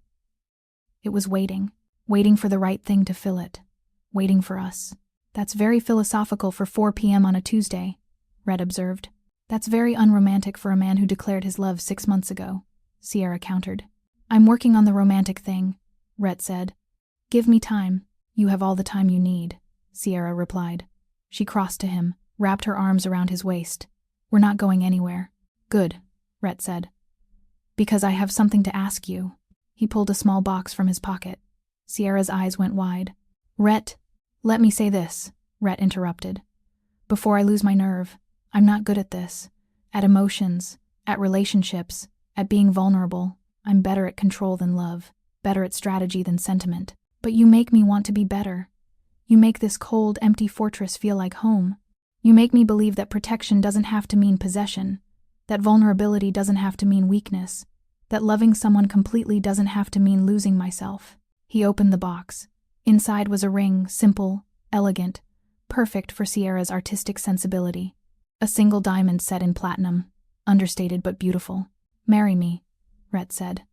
"Not because you need protection or security or housing. Marry me because you choose me, because you want this messy, complicated thing we've built, because you believe we're better together than apart. Marry me because you love me as catastrophically as I love you." Sierra was crying, smiling, laughing all at once. "Yes, God, yes, obviously yes." Rhett slipped the ring on her finger, and Sierra pulled him into a kiss that tasted like tears and joy and promise. "Mama," Frankie's voice rang through the penthouse. "I finished my painting. Do you want to see?" They broke apart, laughing. Sierra wiped her eyes, admiring the ring on her finger. "We should tell her. She's going to lose her mind," Rhett predicted. They found Frankie in the living room, covered in paint, beaming with pride over a canvas that depicted the three of them as stick figures in front of their building. "Do you like it?" Frankie asked. "I love it," Rhett said honestly. "But we have something to tell you. You're getting married." Frankie shrieked before they could say anything. "I knew it. Can I be a flower girl? Can I wear a fancy dress? Can we have cake?" "How did you?" Sierra started. "Rhett was looking at rings 3 weeks ago," Frankie said with 4-year-old certainty. "I saw him on his computer. I've been waiting forever for him to ask." "She's disturbingly observant," Rhett said to Sierra. She gets it from you, Sierra replied. You both notice everything. Can we get married here? Frankie asked. In our home? Our home, Rhett repeated, liking the sound of it. Yes. We can get married here. Small, intimate. Just us and the people who matter. And then we're a real family, Frankie declared. We're already a real family, Sierra corrected. The wedding just makes it official, but we get cake at weddings, Frankie pointed out with irrefutable 4-year-old logic. So we should definitely have a wedding. Solid reasoning, Rhett agreed. Frankie danced around the living room, already planning her flower girl dress in elaborate detail. Sierra and Rhett watched her, both thinking the same thing. This was what home looked like. Not perfect, not quiet, not controlled, but real and messy and full of life. That night, after Frankie was asleep, Sierra and Rhett sat in their living room, the space that had been a fortress and become a home, the space that had been empty and was now full, the space that represented everything they'd built together. You know what's funny? Sierra said. What? The spare room is still half painted, Sierra observed. I keep meaning to finish it, but I keep getting distracted by new projects. Leave it, Rhett said. It's perfect half finished. It represents us always in progress, never quite complete, always becoming something new. That's the most romantic thing you've ever said, Sierra teased. I'm learning, Rhett replied. You're doing great, Sierra assured him. They sat in comfortable silence, Sierra's head on Rhett's shoulder, engagement ring catching the light. Outside, Manhattan glowed with evening lights. Inside, their home was warm, lived in, full of the chaos and beauty of the life they'd built. Do you ever miss it? Sierra asked quietly. The empty sanctuary, the perfect control, the life before we invaded. Never, Rhett said immediately. Not for a second. This messy, loud, unpredictable, this is better than anything I had before. Even when Frankie leaves paint on your office door? Sierra asked. Especially then, Rhett confirmed. Those paintings remind me what matters. Not control, not emptiness, not perfection, but this, us. Family, family, Sierra repeated, the word still feeling new and precious even after 6 months. Family, Rhett confirmed. Forever, no more temporary, no more arrangements, just us, building a life that's real instead of just safe. I love you, Sierra said. I love you too, Rhett replied. Now stop getting emotional and help me figure out where to hang Frankie's latest masterpiece. She's going to ask about it tomorrow and I want to have it displayed prominently. You're such a dad, Sierra teased. I'm her dad, Rhett corrected. I'm going to adopt her officially after we're married. Make it legal. Make it permanent. Sierra's eyes filled with tears again. Really? Really, Rhett confirmed. She's mine. You're both mine. And I take care of what's mine, permanently. Possessive much? Sierra observed. Catastrophically, Rhett agreed. But you knew that when you said yes. I did, Sierra admitted. And I wouldn't change a thing. They hung Frankie's painting in Rhett's office, in the space of honor where business contracts used to be the only decoration. Now it was a child's artwork, declaring in crayon and paint and stick figures that they were a family. And looking at it, Rhett realized Sierra had been right months ago. Filling empty spaces wasn't about decoration. It was about love, about choosing vulnerability over safety, about accepting that the most dangerous thing wasn't the threat that broke into your home, it was realizing your home was never complete without the people who made it worth protecting. His sanctuary was gone. His controlled, empty, perfect sanctuary had been replaced by chaos and art, and a 5-year-old who left drawings everywhere, and a woman who saw past his walls and loved him anyway. And it was perfect. Not safe. Not controlled. Not what he'd planned. But real. Messy. Loud. Home. 3 months later. The wedding. The wedding was small. Intimate. Exactly what they'd wanted. Marcus stood as Rhett's best man. Sierra's sister Maya flew in from New Jersey to stand with her. Vanessa from the gallery came, along with a few of Rhett's trusted associates and Sierra's new artist friends from the Chelsea scene. But the real star was Frankie, who took her flower girl duties with the seriousness of a 4-year-old given an important mission. She wore a dress she'd picked herself purple with sparkles, completely impractical and absolutely perfect. They held the ceremony in the penthouse living room, the space Sierra had transformed from sterile fortress to warm home. The officiant was brief, practical, understanding that this wasn't about grand declarations but about making official what already existed. Do you, Rhett Davis, take Sierra Jones to be your lawfully wedded wife? The officiant asked.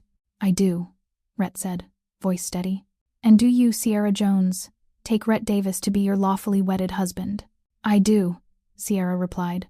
Then by the power vested in me by the state of New York, I now pronounce you husband and wife. You may kiss your bride. Rhett pulled Sierra close and kissed her, not the careful, tentative kiss of their first time, but the kiss of two people who'd chosen each other through fear and trust and everything in between. The kiss of forever. When they broke apart, Frankie was already tugging on Rhett's jacket. Now you're really my dad, right? Like officially? Officially, Rhett confirmed. I'm starting the adoption paperwork next week. In a few months, you'll legally be Frankie Davis if you want to be. I want to be, Frankie said seriously. Can I call you Dad now? Without the sort of... You can call me whatever you want, Rhett said. But Dad works great. Okay, Dad, Frankie said, testing it out. Then she grinned. Now can we have cake? The reception was relaxed, joyful, full of laughter and stories. Marcus gave a speech about how he'd never seen Rhett smile so much, and maybe Sierra was some kind of magician for making the impossible happen. Sierra's sister cried through her entire speech about watching Sierra go from broken to brilliant, from running to rooted. But the moment that mattered most came later, when the guests had left and it was just the three of them. Rhett, Sierra, and Frankie sitting in their living room, still dressed in their wedding clothes, eating leftover cake directly from the pan. This is the best day ever, Frankie declared, chocolate frosting on her face. Agreed, Sierra said. Agreed, Rhett echoed. They sat together, full of cake and joy and the certainty that this was right. This family they'd built from desperation and protection and choice. This home they'd created from empty sanctuary and unwanted invasion. This life they'd chosen despite every reason to run. You know what I think? Frankie said sleepily, leaning against Rhett. What, sweetheart? Sierra asked. I think we were always supposed to be a family, Frankie said. We just had to find each other first. Out of the mouths of children, Rhett thought. They see the truth adults spend years avoiding. I think you're right, he told Frankie. I think we were always meant to find each other. Me too, Sierra agreed softly.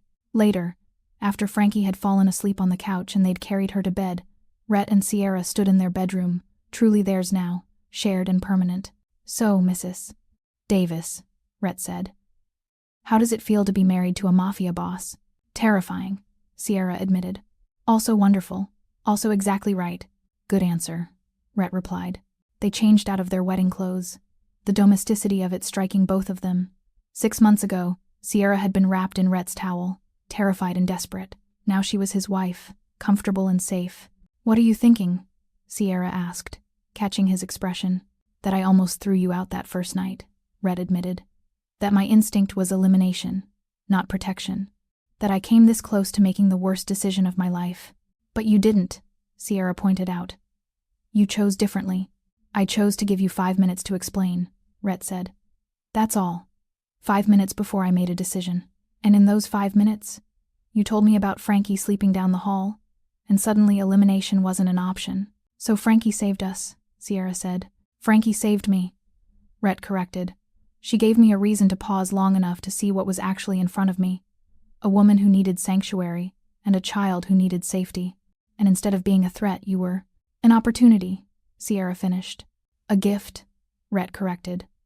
You were a gift I didn't know I needed, both of you. Sierra crossed to him, wrapped her arms around his waist, pressed her face against his chest. I love you, so much. Even though you're terrible at romantic speeches and even worse at accepting that you deserve good things. I'm working on it, Rhett said. I know, Sierra replied. And you're getting better. They stood like that for a long moment, holding each other, processing the enormity of what they'd just done. Marriage. Commitment. Forever.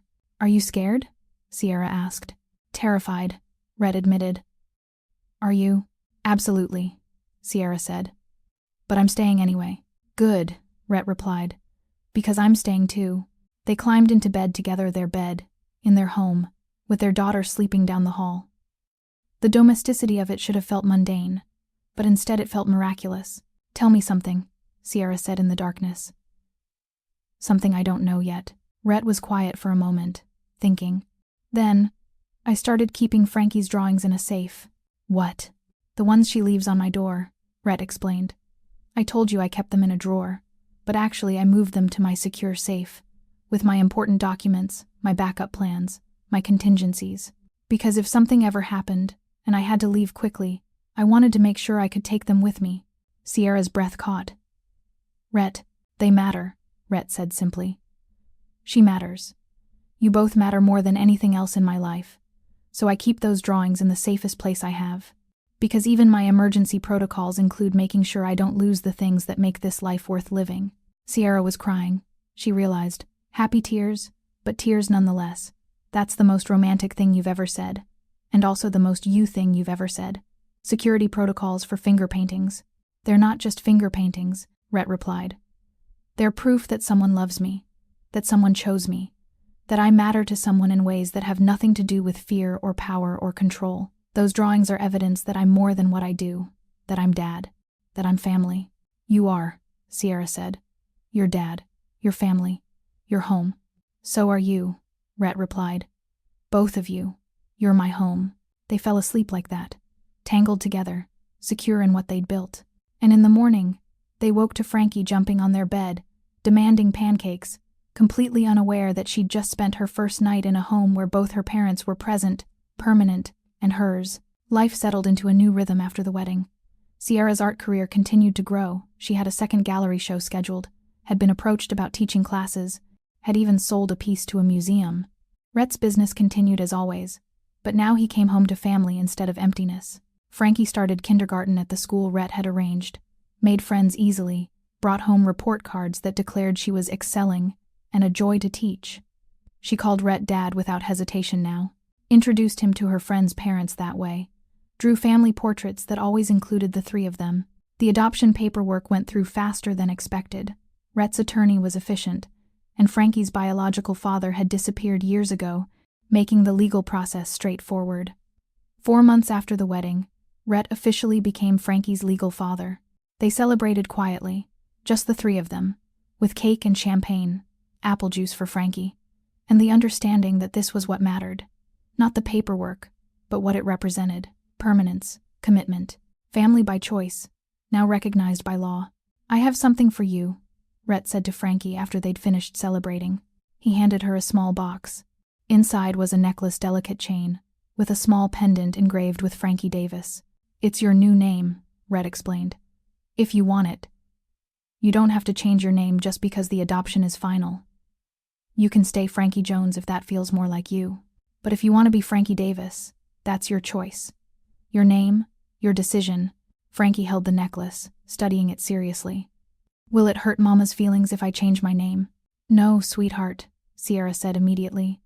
I want you to choose whatever feels right to you. But Jones is your name, Frankie pointed out. If I'm Davis, we won't match.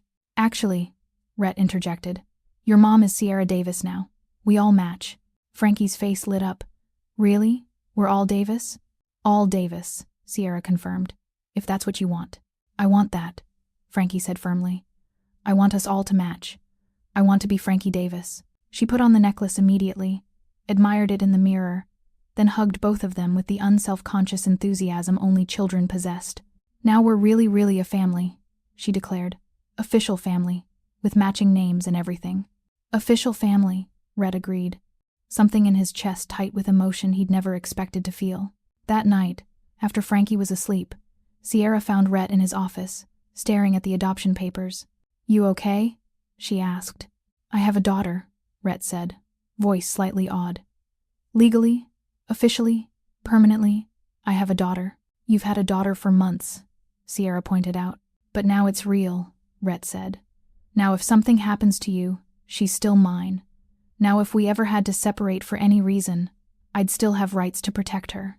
Now she's really, truly mine in every way that exists. Is that scary? Sierra asked. Terrifying, Rhett admitted. Also the best thing I've ever done. Sierra crossed to him, settled into his lap, wrapped her arms around his neck. You're a good father. You know that, right? Frankie is lucky to have you. I'm lucky to have her, Rhett corrected. Both of you. I was half alive before you invaded my sanctuary. Didn't even know it until you showed me what actually living felt like. Invaded, Sierra repeated, amused. That's still how you think of it? Sometimes, Rhett admitted. In the best way. The necessary way. My sanctuary needed invading, needed disrupting, needed filling with life and noise and chaos. Our chaos, Sierra clarified. Our chaos, Rhett agreed. The only chaos I'll ever want. They sat like that, holding each other, processing the enormity of what they'd built. From that first night, Sierra wrapped in his towel, Rhett with weapon drawn, both terrified to this moment of legal family and permanent home. Tell me honestly, Sierra said. Did you ever imagine, that first night, that we'd end up here? No, Rhett said immediately. That first night, I imagined throwing you out, maybe having Marcus track you to make sure you found somewhere safe, then forgetting you existed. But you didn't. But I didn't, Rhett agreed. Because you said Frankie was sleeping down the hall, and I made the mistake of looking at her before I made my decision. And once I saw her small and innocent and completely oblivious to how close she'd come to being homeless, I couldn't do it. Couldn't throw out a 4-year-old sleeping peacefully for the first time in who knows how long. So Frankie really did save us, Sierra said. Frankie gave me a reason to pause, Rhett corrected. You're the one who convinced me to let you stay. You and your desperate honesty and your fierce protectiveness and your willingness to accept my terms just to keep her safe. And now? Sierra asked. Now what do you see when you look at us? Home, Rhett said simply. I see home. I see the life I didn't know I wanted until I had it. I see the family I built by accident that turned out to be the only thing I've ever built that actually matters. That's very sentimental for a mafia boss, Sierra teased. Don't tell anyone, Rhett replied. I have a reputation to maintain. Your secret's safe with me, Mr. Davis, Sierra said. Mrs. Davis, Rhett corrected. Mrs. Davis, Sierra repeated, still getting used to it. That sounds so official. It is official, Rhett reminded her. That's the point of marriage. I know, Sierra said. It's just 6 months ago I was terrified of you, running from you, convinced you'd throw us out any second. And now I'm your wife, you're Frankie's legal father, and we're having late-night philosophical conversations about chaos and sanctuary. Life moves fast when you stop fighting it, Rhett observed. Or when you find the right person to move fast with, Sierra countered. They eventually made their way to bed, but not before Rhett did what he did every night now, checked on Frankie, made sure she was sleeping peacefully, adjusted her blankets, allowed himself a moment of gratitude that she was his, that he got to be her father, that he'd been given this unexpected gift. Sierra watched from the doorway, seeing the tenderness Rhett showed their daughter, the care he took despite his dangerous profession, the way he'd softened without becoming weak. You're staring, Rhett observed when he came out of Frankie's room. I'm appreciating, Sierra corrected. There's a difference. Appreciating what? You, Sierra said. The man who could have chosen violence that first night but chose protection instead. The man who keeps finger paintings in his secure safe. The man who adopted a child who wasn't biologically his because family is choice, not genetics. I'm just doing what needed to be done, Rhett replied, uncomfortable with praise as always. You're being a good man, Sierra corrected. Own it.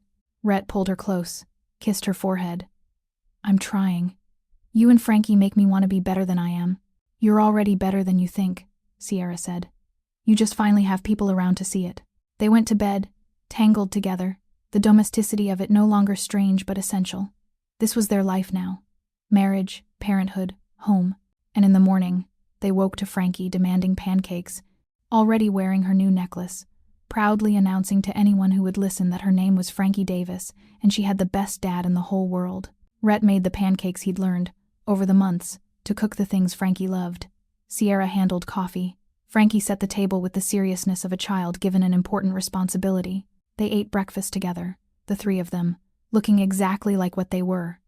A family, not traditional, not conventional, but real and chosen and permanent. What should we do today? Frankie asked between bites of pancake. Whatever you want, Rhett replied. It's Saturday. No school, no work, just family time. Can we go to the park? Frankie asked. And then maybe get ice cream? And then maybe paint together when we get home? All of that sounds perfect, Sierra said. And it was perfect. They went to the park, played like any other family, got ice cream despite the cool October weather, came home and painted together, Frankie with her usual abandon, Sierra with focused intensity, Rhett with careful precision that made both his girls laugh. That night, after Frankie was asleep, Rhett and Sierra stood in the spare room, still half-painted, still perpetually in progress, still representing the messy, beautiful reality of their life. You never finished it, Rhett observed. I don't think I'm supposed to, Sierra replied. I think it's perfect the way it is. Half done. Always changing. Never quite complete. Like us. Like us, Red agreed. He pulled her close, held her in the half-painted room that represented their journey from sanctuary breached to home built, from invasion to invitation, from survival to thriving. I love you, Rhett said. I probably don't say it enough, but I do. Completely. Catastrophically. Permanently. I love you too, Sierra replied. Same qualifiers, same intensity, same forever. They stood in that half-painted room, holding each other, grateful for the invasion that had become salvation, for the sanctuary that had become home, for the stranger wrapped in a towel who had become wife and partner and family. His sanctuary was gone. But what had replaced it was so much better. Messy, loud, real, perfect. Home.